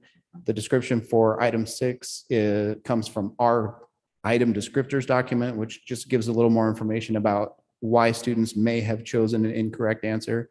We see about an 18 percentage point difference, which means students this year in November were scoring on average 18 percentage points lower than they were than third graders in 2019 in terms of the percent correct on that item. And this is a second quarter standard. So this would tell me one of two things, and this probably differ by school, and this gets presented to the instructional coaches to bring to their teams. This could mean that it just hadn't been taught yet, so that they're a little bit more behind this year than they were 2 years ago in third grade, or it could mean that it's something that wasn't taught or was skipped over.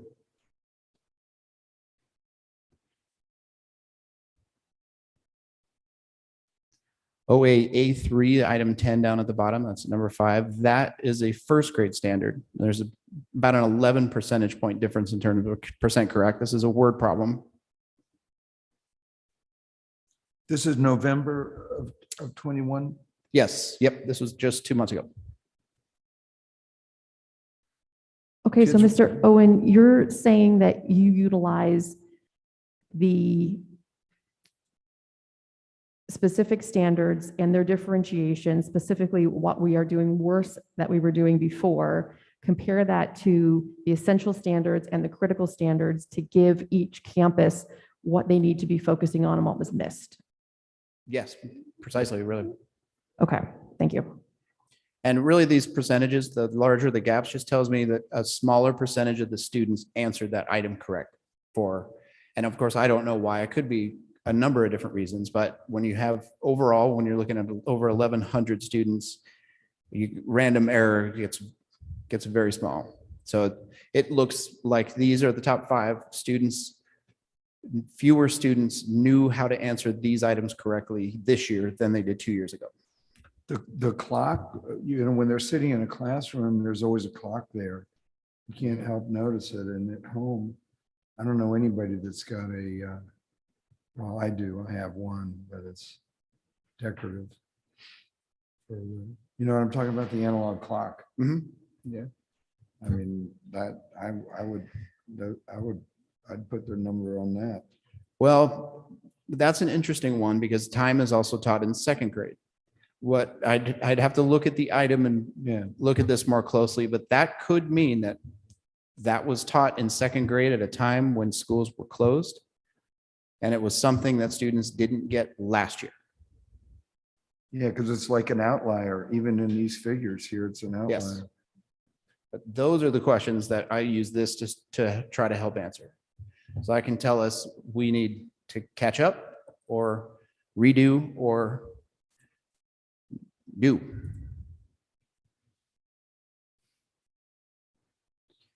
So you look at this on a campus by campus.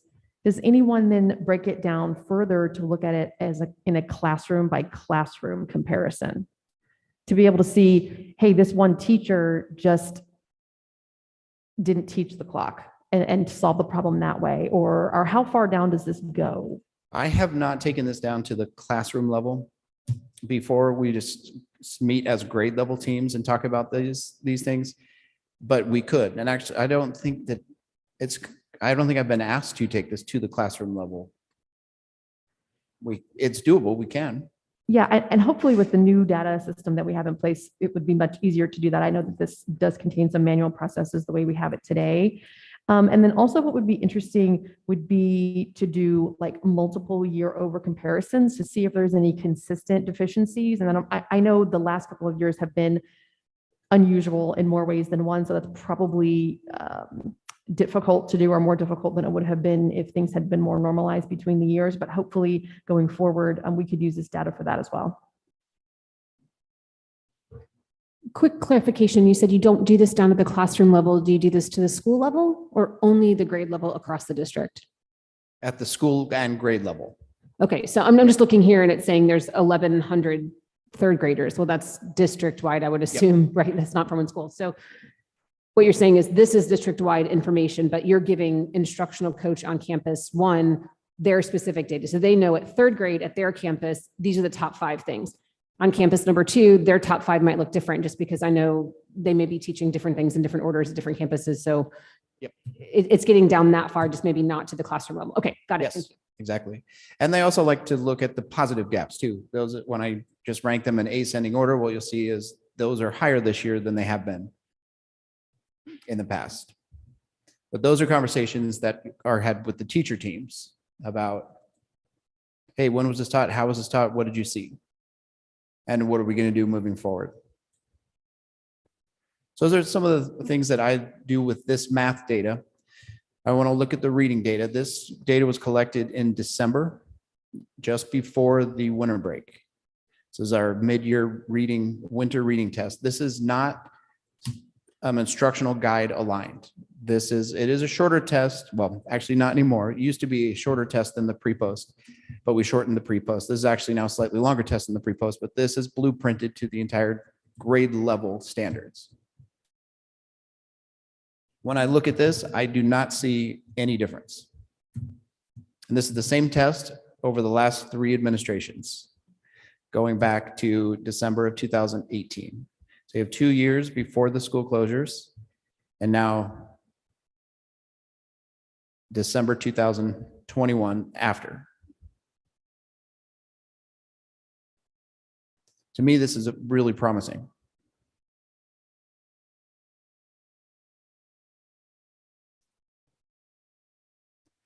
And of course, this is just something I like to do to see if I can get any information out of this. I do see in general less variability, student group to student group by beginning proficiency band, but I do see the same pattern in reading that I see in math, where I do see more variability in the sort of the low mid performing groups.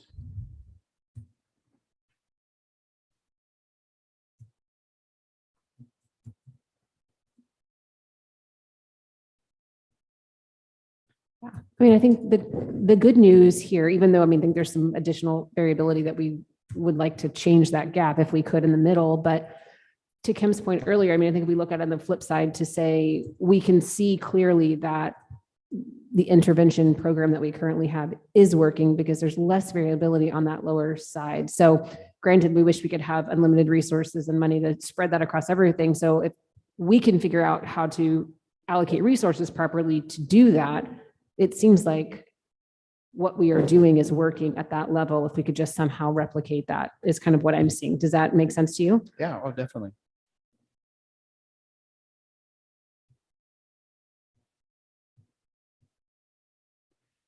And then, of course, the last couple of years, we've done a lot of analysis projects and we've been bringing on a lot more outside programs that we want to analyze all of those. So these are just examples of some of the things that I'm currently working on. We have the tutoring programs happening at all of the schools. We're gathering student lists right now. We have an ASU math program at Thomas Tech and Wigwam Creek that we're looking closely at to determine effectiveness. My next project actually up on my list are the analysis, the impact of student attendance on achievement, teacher attendance on achievement, which I have never looked at before myself, and relationship between student grades and test scores. I'll be using GPA for that. But Dr. Dowling and I looked at this a little bit, but I think we're going to get more in depth into the relationship between grades and GPA and achievement and, well, standardized test scores.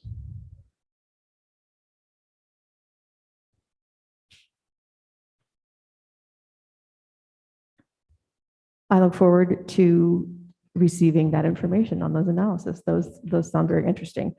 Thank you for the presentation, Brian. I do have a question. If we could revisit the goals section, the proficiency goals and the goal setting. Yeah. The goals are one of the things that we evaluate Superintendent Gunning on, and we had some questions as a board about how those goals are actually set. So I think it would be helpful if you could walk us through. I know you gave a brief summary, but if you could just pick a number like maybe 8th grade math proficiency goal and explain to us exactly how that's calculated and who's involved in the process of determining those goals, and then what is actually done with those goals once they are set. Well, this year is a bit different than it has been in the past. I can kind of talk about how we have typically done it or traditionally done it. This year is a bit different. What we used to do each year is at the beginning of the year, we have our fall data point, and we typically would have more consistent comparable data. So what we would do is look at that fall data point in math and in reading by grade level. And we would say this year, are students entering higher or lower or about the same as they have in the past? And then we already had the outcome data, the state proficiency scores in the past. So we knew how those scores beginning would end up. What we would do is say, well, students are entering a little bit higher this year. We will expect higher proficiency rates in that grade level this year. If they're entering lower, slightly lower, significantly lower, we would want to at least hit the proficiency rates we hit with a higher group of students in the past. And so that's how they had been set. And then, of course, as we got data points throughout the year, what we do is monitor those gaps. So say we saw students in 8th grade math, for example, or entering lower in August in a particular year. Well, as soon as we hit that next district data point, we're looking at the gap in 8th grade math. Are they still lower? Are they lower than they were coming in, or are we starting to narrow that gap? And then, of course, the next math data point, which now it's about the end of February, we look at that gap again. This year is a bit different because that 2021 data point was so significantly lower. What we're trying to do is get on a trajectory to get back to the pre-COVID proficiency and then increase. So what I did was, and I just averaged, this is a simple mathematical average. I averaged the pre-COVID proficiency rates with the COVID proficiency rate and said, our goal needs to be somewhere in between there because we need to be on a trajectory to get back. So this year was a bit different. Okay, and you did that so just walk me through what numbers you're pulling then for the 8th grade. To get to 38 2022 proficiency goal, are you looking at an average of all of the years? Because that doesn't add up to 38 as an average. Are you looking for just like 18, 19, and 21? Tell me Tell me how you got to that 38, please. No, these were. I would have to go back to look at it. I was pretty sure I went 15 to 21.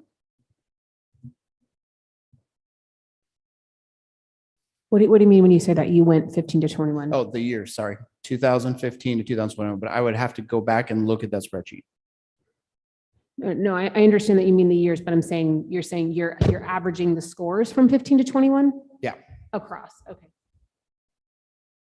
And the only grade level that I didn't do all of 6 years was 5th grade ELA, just because that 43% was such an outlier. It was so much lower than all of the other proficiency rates. I excluded that particular number.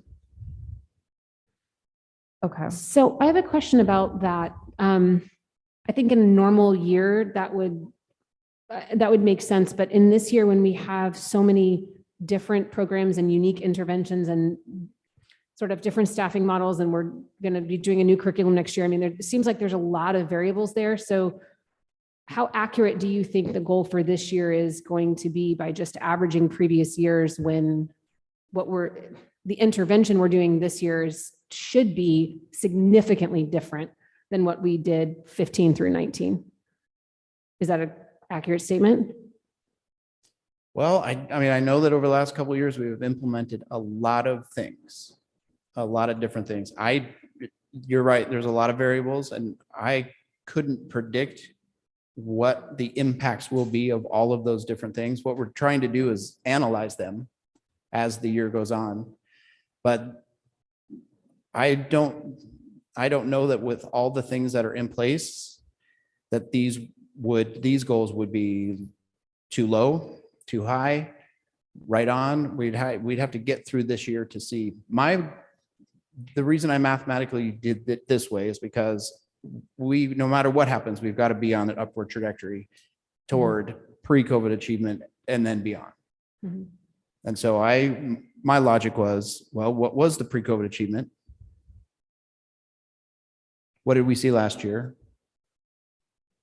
And what does that trajectory have to look like?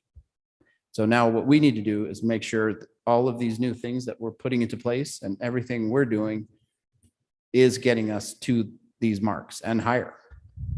Yes, agree 100%. We need the systems in place to support these goals. A follow-up question that I have to that then is, what is the executive team's input on this, and what, if any, input should the board have on this? And the reason I ask that question is because if you were to ask me, I think there should be a minimum proficiency goal. I do not think 38% proficiency, regardless of the growth from last year, is an acceptable goal. So it is a priority, or the priority of the board is academics. And the proficiency scores are an indicator of that. So I guess I just want to know what sort of collaboration is going into setting these goals, because it seems like this is one of the only places that numbers and data are put to our academics. And then the follow-up question to who is collaborating on this is, how is this then communicated to the principals and the teachers, and how are we making sure that they have the tools to understand what these goals mean and what they need to do to get there? I know that's a lot of information, and you might need to refer to Superintendent Gunning for some of that as well. Yeah, some of that I won't know in terms of the communication chain. These goals really are set between the superintendent and me. We sit down, we look at them. I say, well, this is the way I think we should do it this year, given the data that we have and what's in place. And then I run them, and she takes a look at them. And Okay. that's really how we decide, okay, I think these are good goals. But the communication down to the principals and to the classrooms, that part I'm not involved with. Okay. Superintendent Gunning, can you address that, how this is then communicated?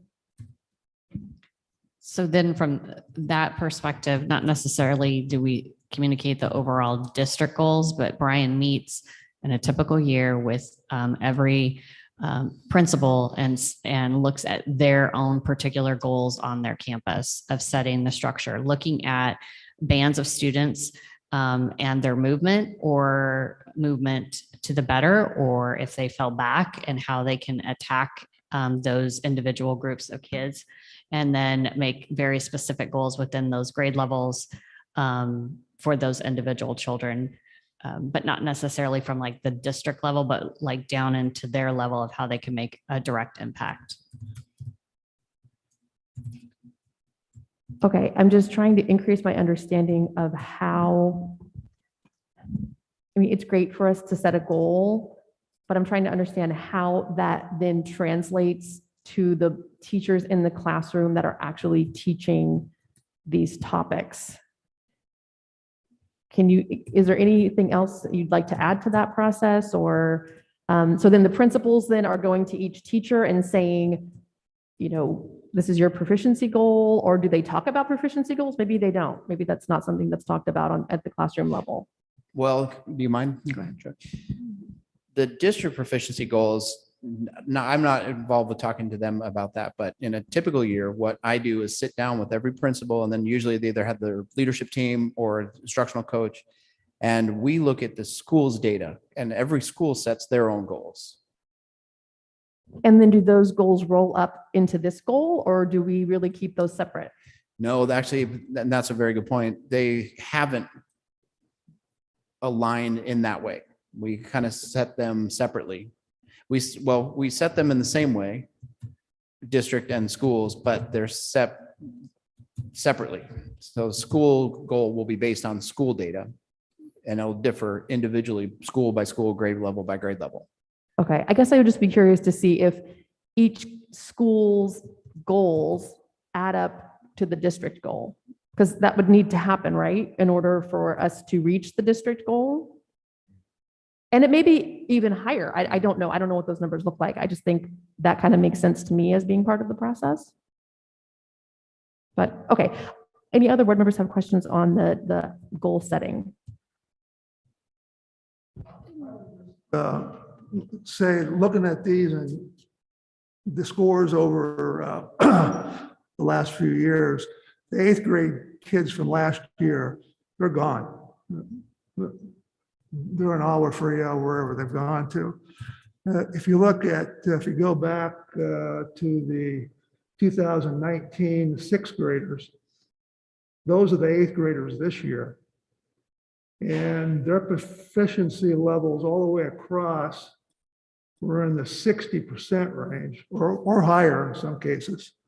So I personally think that 38% is reasonable on the 8th grade math. I'd like to see it get blown away. And then, because this is hard to compare. In essence, 2021 is what you refer to as baseline data. And 38%, I'd be extremely happy. The expectations are they should get higher. I think you're going to see significant increases all the way across this. The insignificant increase to me is about a 10% or more. So to hit that 38, that's almost a 30% increase. I think they're reasonable based on where we are. I'm anxious to see the scores. As soon as they come out, give me a phone call. If not, I will not sleep for a month. In the middle of that, you know, I used to do things like what you did, so you're doing now. So I think good work across the district. You know, we just need to ensure that these kids are on pace to hit these proficiency goals right down the line. If we hit every one of those, I would be thrilled to death for this year going forward. And then the expectations are going to go up even more, Kimberly. Agreed. Any other questions or comments on the data and assessment presentation?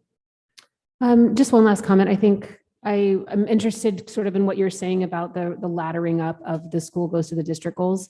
I think it's also important for us as a district culture to make sure that we can show how every teacher and every campus can be a part of this goal, right? If we're saying campus 1, you set your own goal, campus 2, you set your own goal, and then the district goal is over here, but it has nothing to do with the goal that you set, it sort of sets the district apart. And then these numbers don't really make sense to anyone.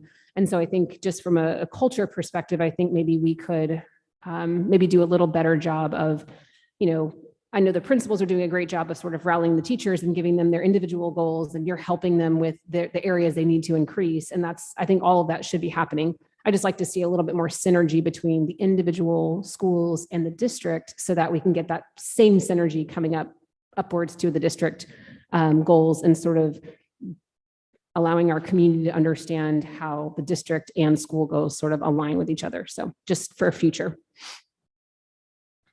Thank you, Mr. Owen, for this presentation. And we all look forward to the next presentation where you have more data points for us and hopefully more positive student growth. Yes, thank you.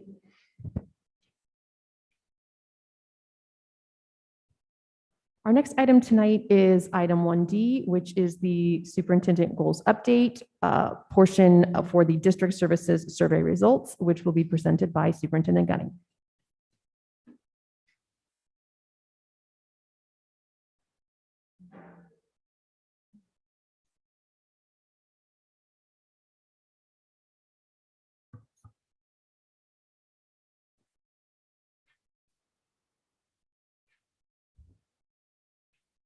Madam President, members of the governing board, we'd like to present to you our district services results. This survey is a survey that we give annually. It usually happens in that fall timeframe, right around the November timeframe. It is an internal survey, and it's surveying the services that our departments provide to their internal clients. It is directly aligned to our strategic plan in relation to service and people. This process is all about continuous improvement. So what we run through is we deliver the survey, we collect those results, and we are in the process now of rolling out those results in every department. So from what we'll give to you as the model that we did for the superintendent or cabinet level, because we rolled that out to all of our admin council to get input. So they will do that with their departments in the same fashion, looking at their high scoring areas and areas that they can improve in, and then setting goals in those areas as well. So setting those goals and setting that action plan to improve, and then monitoring that, and then reanalyzing in the following year. Purpose is to be transparent in the communication of the process for the leaders to share their data with our stakeholders and identify priority actions and communicate next steps. Why do the rollout? So this was something that we brought on board just a few years ago at the beginning of our strategic planning process. So in our second year of strategic planning, we did have surveys that we did provide before, not necessarily a customer service type survey, but we did have employee surveys and parent surveys and student surveys, but we didn't have an official or formal rollout process. So that was something that we added to this, and then also added the more customer service process or survey. This survey, what it analyzes is accessibility, accuracy, attitude, operations, and timeliness. The scoring is a 1, very poor, 2, poor, 3, average, 4 is good, and 5 is very good, just so you kind of have a basis of what those scores will mean. When we look at our scores from fall of 2020, so that was in the heart of the pandemic, we were closed during that time. We had 264 participants, and as you can see that we scored very well in actually all areas overall. So our focus then was looking at what would a 5 look like. This year in the fall of 2021, participation went down a little bit. We had 207 participate. Scores did drop a little, though we still have a lot of strong 4s, always looking for those high 3s and into the 4s. We, of course, really like the 4 scores. So that's closest to a 5. And then we want to analyze what are the strengths and what are our opportunities, and really determine so that we don't have assumptions of what a 5 would look like. when we're setting our goals, and each department, as they're looking at their scores and they're setting their goals, this kind of outlines exactly what their goals would be. If they have a 4.3 or better, they want to maintain that. So they really want to analyze what they did well and continue doing that. And then it outlines exactly what an optimal goal would be based on each of the areas. So when we look at our administrative cabinet, our greatest strengths were attitude and accessibility. Looking at our score of 3.96 and 3.92 in those areas.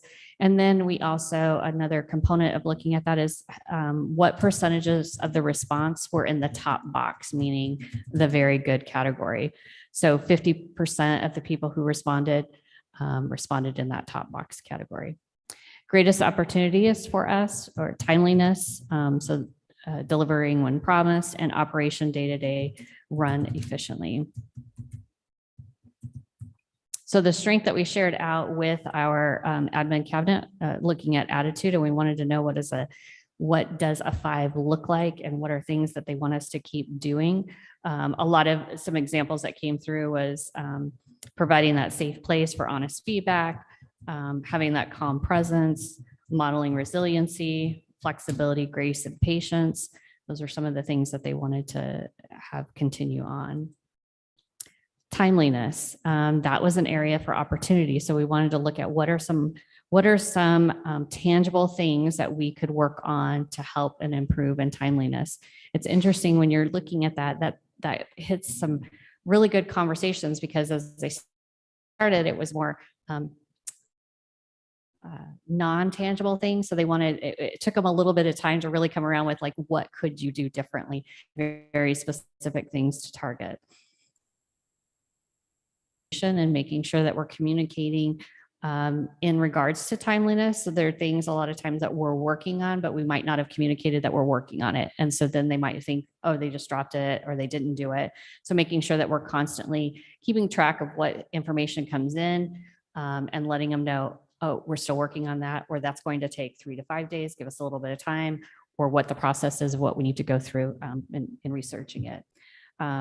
Explaining also the complexity of the decision making. So sometimes something might come in and it's really complex, that it impacts its domino effect. So there might be something that comes in that a request is, but it actually might impact multiple departments and multiple areas. So it's not as simplistic as, yes, just let's do that. So making sure we're communicating those pieces.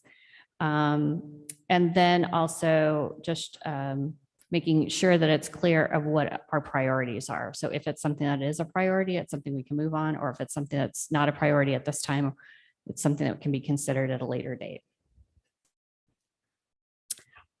So now from that point of what we did and setting our goals for the next year, each department will do those same things in rolling that out. Something that we did do a little bit different than I think other districts or kind of other places and spaces in the country in rolling out this district services survey is we send it to all employees. The majority of people just send it to people that directly correlate to those departments, if that makes sense. So they wouldn't necessarily send the survey to like all teachers or all staff. They would send it to the departments that have that direct contact with transportation or with the finance department, those types of things. We have consistently done it to all staff, so we do not plan to change that, because then our data would not be comparable. So upcoming surveys, we're right in the middle of getting back our employee engagement survey and reviewing those results. And we'll start the same process with our principals and departments on going through the rollout process so that they can do that with their staff, as well as the parent and student surveys. They have just started this week and will be open till February 7th. And then at the school level, they'll do that same thing of a rollout process with the student survey. They involve students in that rolling out and looking at what does the 5 look like, what they're doing well, and what areas of improvement, as well as with the parent survey. They'll involve usually like their parent PTA or other parents, and as well as teachers in that process. And that's it. I'm more than happy to answer any questions. Does anyone have any questions on the presentation?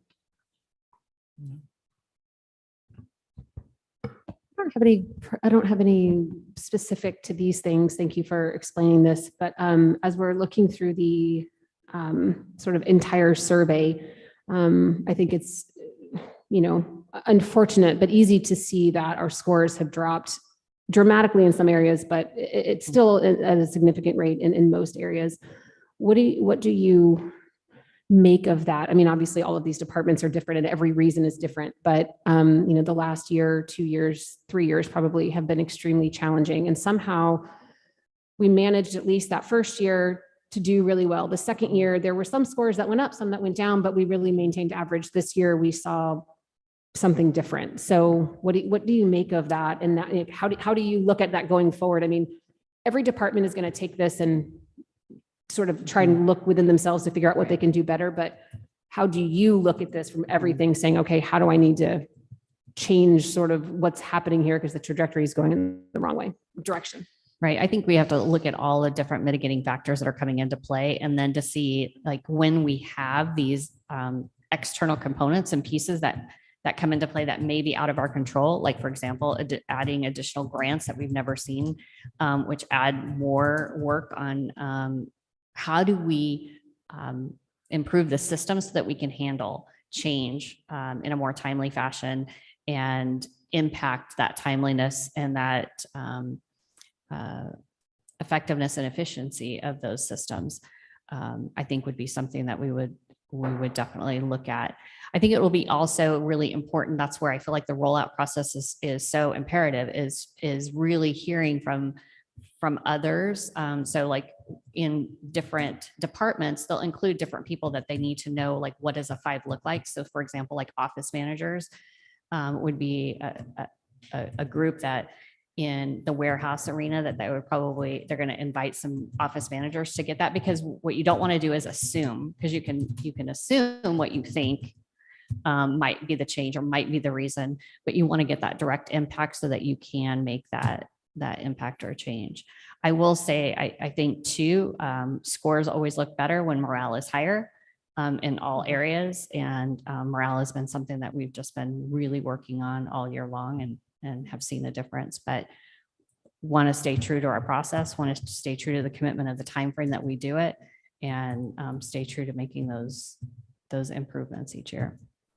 One of the things I did ask for from Studer that they are looking into is one of the components of this is that we compare ourselves nationally, but the national data that we're comparing to is 2017. I would like to see how we compare in the midst of a pandemic, across our nation. So that's something that they're looking into as well, because we know that everybody's been impacted. Superintendent Gunning, when I look at the detail, additional information that was provided to the board, specifically the overall mean and department mean from the survey, the 2 departments that have the highest current scores fall 2021 are finance, payroll, and human resources, and those have consistently been high. And the 2 departments that have the lowest is transportation and the administration cabinet. Everyone's aware of what's happened with transportation. I mean, it doesn't surprise me that their timeliness probably isn't great because everyone's been out driving a bus, and we know we have some staffing issues there. And obviously, the hope would be once we're back to normal staffing levels, hopefully that would level off in and of itself, and then we could, do additional analysis on that. What is your take on maybe the reason or any planning that you have in mind right now for the lower score in the administration cabinet? I think there's a couple of things that we're working on. One trying to get back out to schools. It's been really hard. We know that the more time that we're in schools, the better the relationships and the better that they like that personal communication and being out in those departments. So increasing that time frame, and then also having that not only communication, but recommunication, if that makes sense. Like, I feel like we've accomplished a lot of different things, but they're short-lived, if that makes sense. So making sure to like all of the different celebrations as far as the stipends that we were able to do with the retention stipends and with our teacher stipends that just came in, But how do we keep that communication going and keep revisiting all of the wonderful things that we did do, as well as trying to find ways in supporting like teacher coverage and those types of things of how can we move quickly and or communicate the time frame. So one of the things that I've been trying to do too is that when questions come in, when I respond back, I let them know if it's something that needs to go to the board so that they know that it's a longer process. It's not just something that we can just decide and do on our own, those types of things. Because I think that's important to especially helping with that timeliness component. Okay, great. Thank you for that information. I appreciate that. Any other questions for Superintendent Gunning? Okay, thank you for that presentation. Next, we will move to item 1E, which is the teacher evaluation practices presented by Executive Director Gina DeGhost.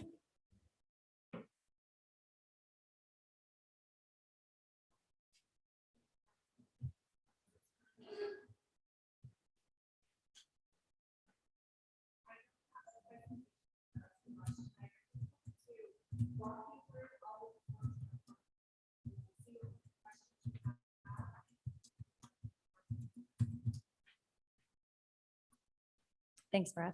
Okay, so we're going to start. You have the 3 forms in your folder. We'll start with the one that's titled at the top, Teacher Formal Observation Instrument, Form 8. And so this is the first part of the evaluation process when principals and assistant principals and other district level administrators that have been trained, you guys approve a list of qualified evaluators every year. We do a training in the fall, and that would be the list of qualified evaluators. So this year, I know myself and some other district level administrators are supporting principals in doing evaluations. So we always have all of our administrators trained in case something like that would arise and there's a need. So they use the teacher, the formal observation form, and those are scheduled announced visits. The evaluator goes in and observes the teacher during a complete uninterrupted lesson. It's optional whether they meet before and go through the lesson and talk about it. They can do a pre-conference meeting or they don't have to. So that's an option for the teacher if they choose to. And then that observation is followed by post-conference written feedback no later than 10 days after the observation. So if you go through that, you can see that we're looking at planning for instruction. So we'll ask that they have their lesson plans out, they have their data binders out and things like that. And then the second indicator, and it's the same on all the forms, is the learning climate. I'm sorry, the second one is that it's instruction and then the learning climate and then assessment. So those are the 4 areas, indicators that we're looking at when we're observing in the classroom.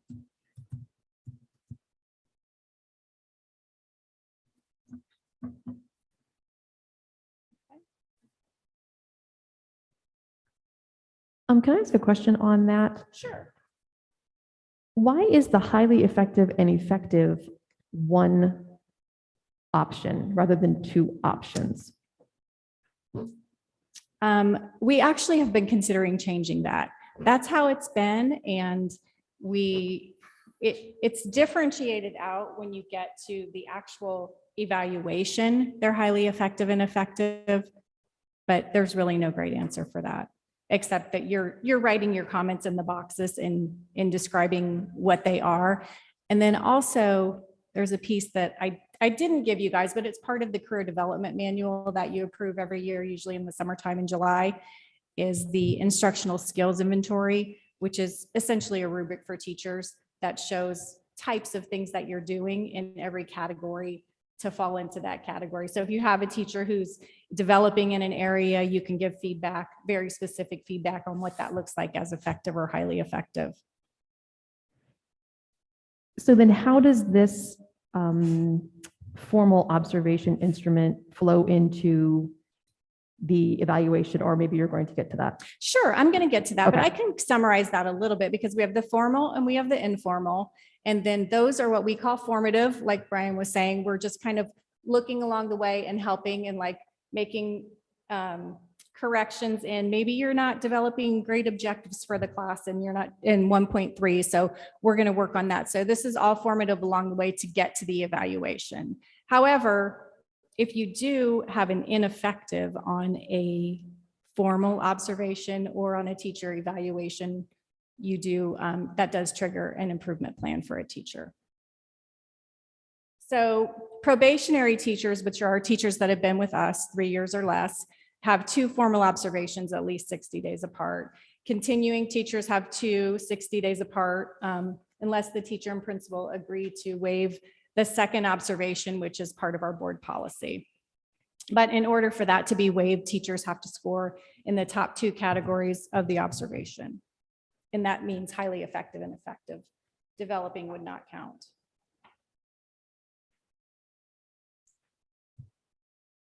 So our continuing teachers are in their 4th year with the district, and then we have what we call probationary teachers. They're in their first 3 years of the district.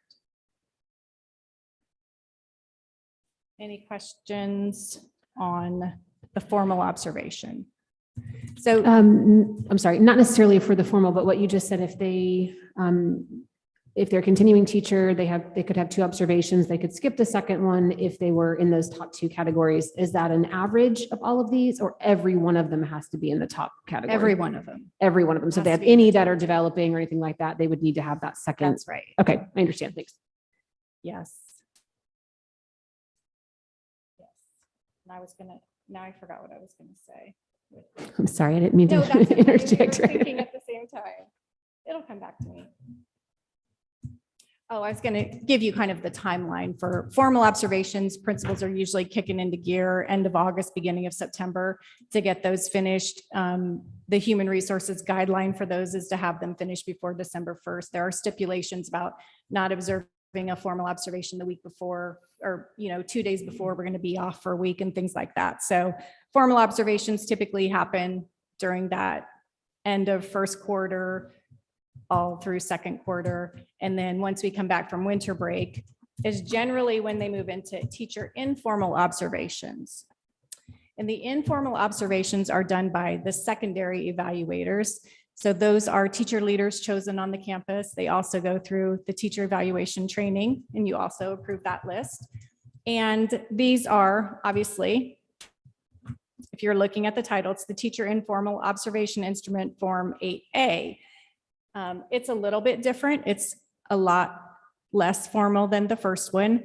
So our teacher leaders are going into the classrooms and observing and helping guide other teachers. It's also a great opportunity for the secondary evaluators to learn from their peers too. They really enjoy that time going out. So these are informals are unlimited. They can also be done by the primary evaluator. It doesn't just have to be the secondary observer, and they can be announced or unannounced. I know some principals do it differently. Sometimes you'll just have a full day of secondary observers are out on campus and they pop in and see, because they can be any duration of time. They're not doing that uninterrupted lesson like a formal observation would be. They also receive the written feedback within 10 days. I have a question on the secondary evaluators. Who are they?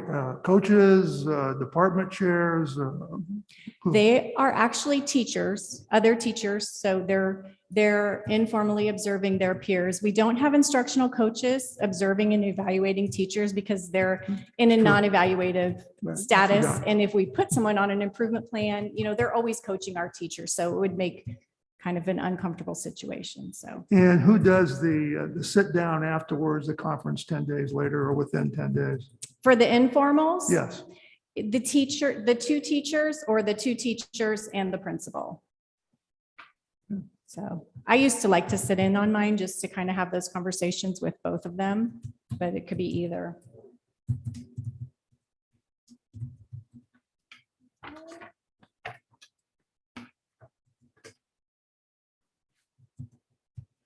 Mr. Coast, when was the last time that the formal and informal observation instruments were revised? These were revised in 2011. I want to say the 11-12 school year would be my best guess. Okay, Yeah. so we're on a 10-year time frame here, basically. Yes. Okay, thank you. And we do review them and look and see what other districts are doing. A lot of people use what's called the Danielson framework, and that's pretty much what we're using. So. Okay, thank you. Mhm.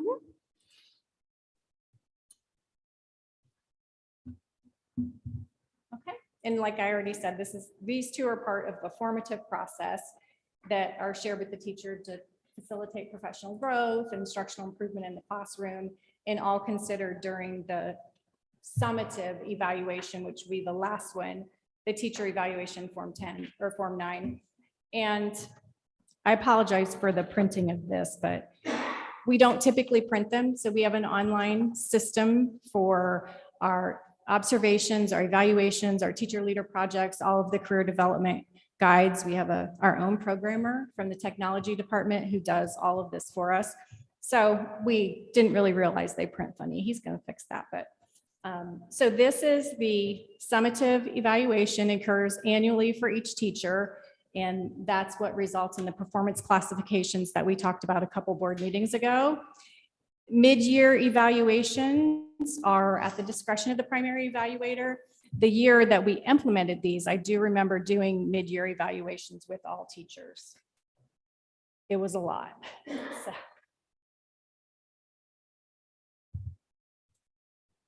And currently, what's the timing that these evaluations are completed? The timing is typically during the month of April. They're usually due to HR right around the beginning of May. So sometimes we have to go ahead and do, as you'll see, we go through the evaluation and we have our standard 1, planning for instruction, and then 2, instruction, 3, learning climate, 4, assessment. Professionalism is strictly from the administrator. That's not on the informal observation for secondaries. But when you get to standard 6 with student academic progress, at times we don't have the year-end data. So we fulfill the part of the teacher evaluation that we can from the observations. We send that to HR and then we go back in once we have year-end student growth data for all students and submit that. So I thought it might be interesting for us to go on to page 4 of the evaluation to the student academic progress piece and just show you guys our growth coefficients and walk you through the last part of the career development and the performance pay awards. So Mr. Owen presented tonight and he runs the data for all of the teachers based on beginning of the year and end year. They get their student growth coefficients. And then the principal goes in and marks where their growth coefficient fell, and then they get the points correlating to that. And then also their school label, which we're still going off of 2019 school labels. So just holding fast with those. And then their points total up there. Any questions on? Okay. So then on to the next page. You can see the career development piece that's implemented. So the first thing that goes into their point level would be their teacher evaluation points. And level 1 teachers would be like your first year teacher. A 2A might be a second or third year teacher. Same with a 2B. And then level 3 would be hopefully your continuing teachers that have 4 or more years of experience with the. So those are the expected point ranges for those different levels. So you can see there where that would be. And then whether or not they did their TLP benchmark log and summary is added in there. And then the teacher action plan for student growth. And then HR does their level of compensation based on those 2 things. So then we bump down to the classroom site fund, which were the 2 the goals that we had talked about and changed last spring. If you guys remember, the professional contributions log and the standard 6 student growth. And they have to have a minimum of 18 out of the 38 points to get their student growth award for that piece. I have a question for you really fast about the student growth, and I don't know if we need to go back to the page 4 or not, but when you were saying that Brian's sort of calculating this through all of the assessments that we do, so all of the growth that we are recording as a district is only from our own assessments. We don't incorporate any of the state because of the timing when it comes out, because the year has already been completed. So every student growth is calculated on district assessments, and then it's calculated by May of that year Yes. when we don't have test scores yet. So none of this is based off of state assessments. No, these Okay. are, yes, correct. Can I ask another timing question? Sure. So if these are completed and due at the beginning of May, are these at all considered in a contract renewal? Yes. So human resources would already know, and so would you, if there is a letter of inadequate classroom performance given to a teacher who may not possibly be receiving a contract. Okay. And that would be based off of their first formal It could be their observation? first formal, it typically is their first formal unless the Right. principal decided to do a mid-year evaluation, then it Okay. could be on a mid-year evaluation too. Okay, because that's what would be completed sort of before that time period that contracts And would then would be awarded. trigger an improvement plan in time to complete an improvement plan before the In order cutoff to- date in the spring to issue a letter of inadequacy. Right, okay. So then after classroom site fund awards, we move into the performance classification, which takes in standards 1 through 4, then standard 6, and then the total accumulation of points. So you'll see that student growth is counted somewhat, not necessarily twice on the evaluation, because the classroom site fund is an additional award where their student growth is counted, and then the performance classification into their total points. And you can see the point ranges for the classification categories.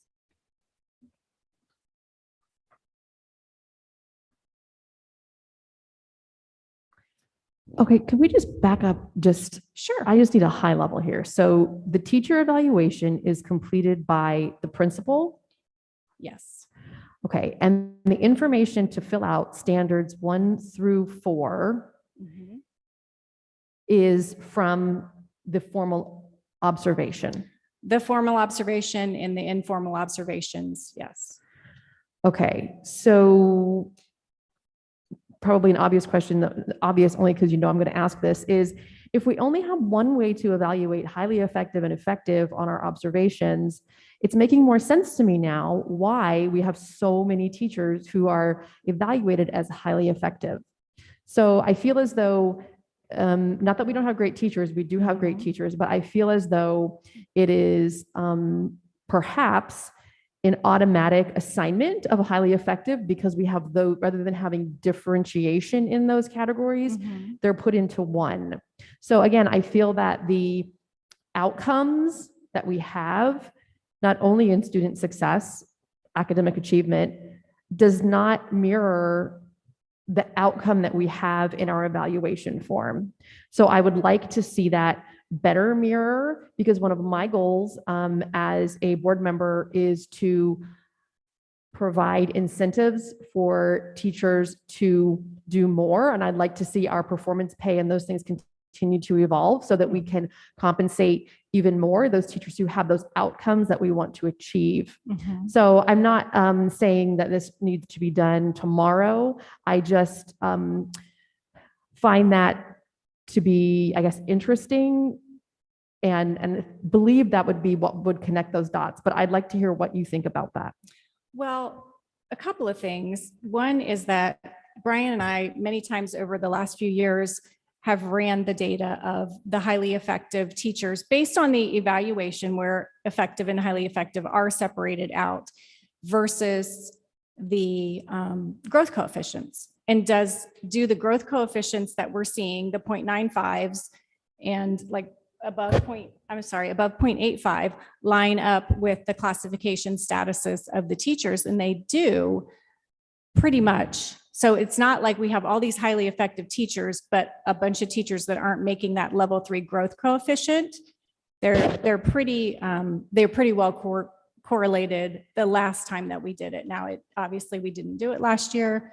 We haven't done it. So, I mean, we could show you historically what we've done that aligns those, but I see what you're saying in breaking up the highly effective and effective on the observation, and we can easily do that. Well, I guess in saying that, then are our growth coefficients not accurate then? Because it just seems like something isn't meshing there. Those two things are not reflective of the same, again, outcomes. Well, that actually is a question for Brian. So I don't do the growth coefficients and not really well versed on how he comes up with those.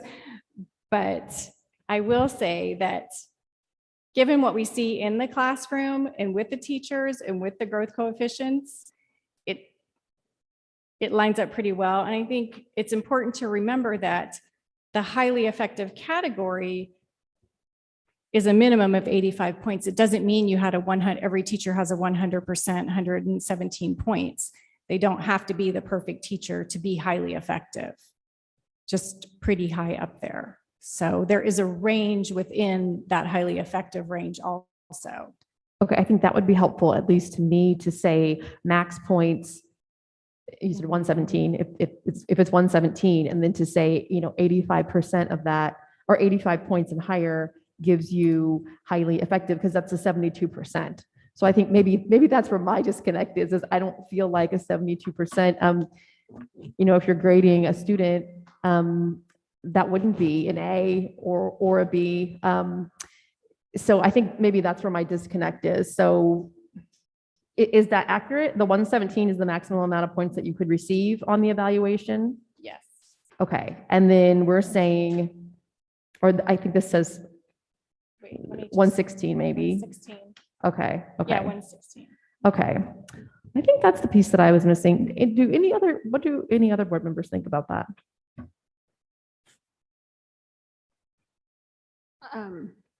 I understand what you're saying. I mean, I think we've always had the conversation about highly effective and how we have almost 100% of our teachers in that category, which does seem unlikely, even though I think we do have amazing teachers. Just statistically, it seems unlikely, but this does clarify that a little bit, because maybe the band is sort of pushed together. I haven't thought about the math in that way. And I don't know if that's the right way we should be looking at it or not. So it's interesting. I mean, Gina, to hear what you have to say. I mean, yes, I think just looking at the math, if you say 72, in order to be highly effective, you have to have 72% of the points. That logically doesn't make sense to me. I mean, 72% isn't highly effective of 100, but there's more to it than that, I think. So explain why the 72% does actually equal highly effective. Well, I never looked at it as 72%. So that's new to me. Tell me what you would like to see. Like, would you like to see the breakdown of the range of highly effective, the 85 to 117 in relation to growth coefficients? I mean, as a starting point, or? Yeah, I mean, I think that would be great. I think what I would like to see eventually, and I'm not saying I want to see any changes to this right now, but what I'd like to see is what I personally would like to see, and we can ask the other board members if they are on board with this. I would like to see this tool evaluated as one of our systems. So, you heard Superintendent Gunning talk about our systems earlier. I've been talking about our systems here for a while. And I think that we need to look at what we're trying to achieve with our strategic plan and what we're trying to achieve as a district, both the board and the administration together, and determine if this evaluation tool properly reflects that. So I think in doing that, we need to think about some things maybe in a way we haven't looked at that before. I think the information that you are proposing to present would be extremely useful, because maybe the minimum to be highly effective is 85 points, but maybe most of our teachers have 110 points and they really are blowing it out of the water according to this tool. So I think there's just more that we could look into and dig into to make sure that this tool is actually accomplishing what it is that we want it to accomplish from an evaluation standpoint.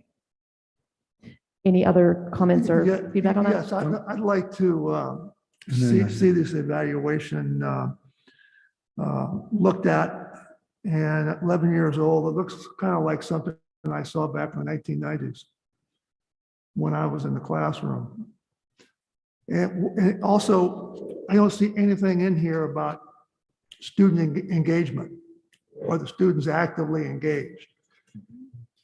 We do note it here in a formal evaluation, something about the 2.5 on the formal observation. 2.5. Mhm.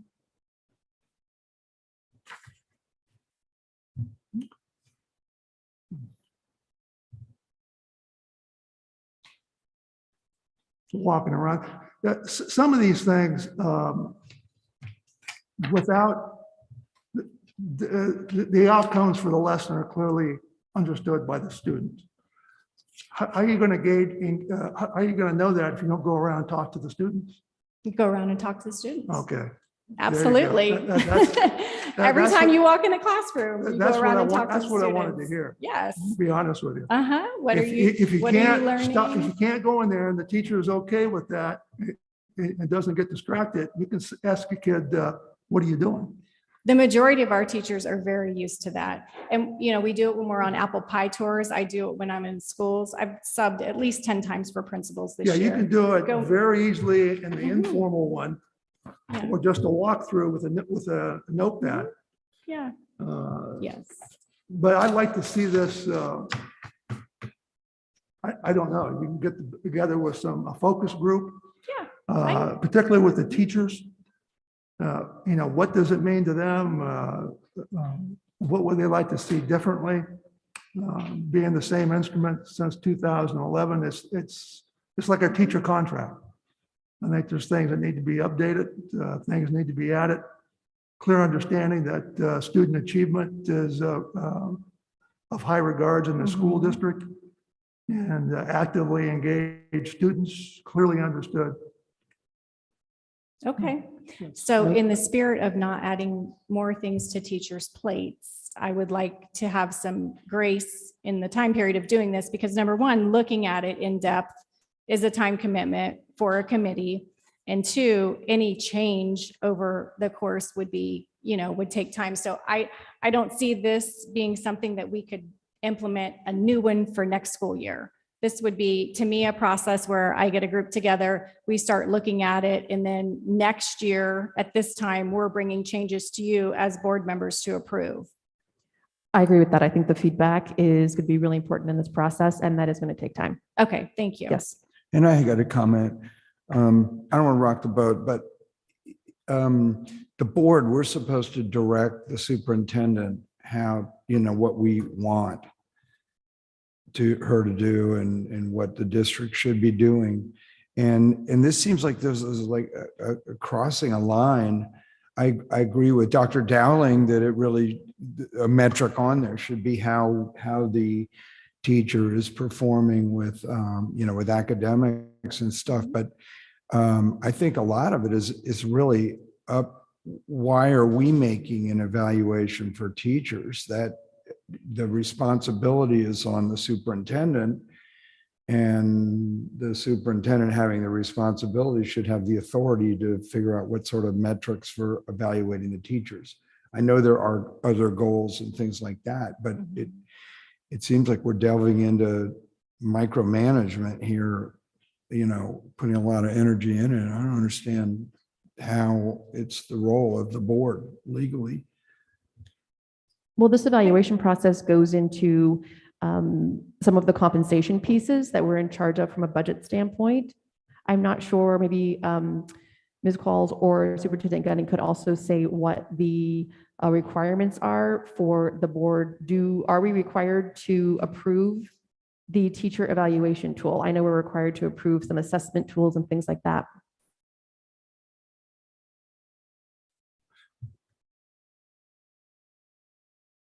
Does anyone know if that?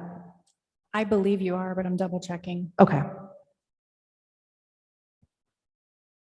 Usually we aren't asked to necessarily give input on things that we're not required to approve. I think because it hasn't changed, you may not have had to approve it. I'm not sure. We'll check on that, Okay. Thank you. but thank you. Oh, I'm sorry. Any other questions? No, thank you, Executive Director DeCoste. I appreciate that. That was very informative. Thank you. And with that, we have no other items on our agenda, and I will entertain a motion to adjourn. I motion to adjourn. A second. Having a motion first and a second, all those in favor? Aye.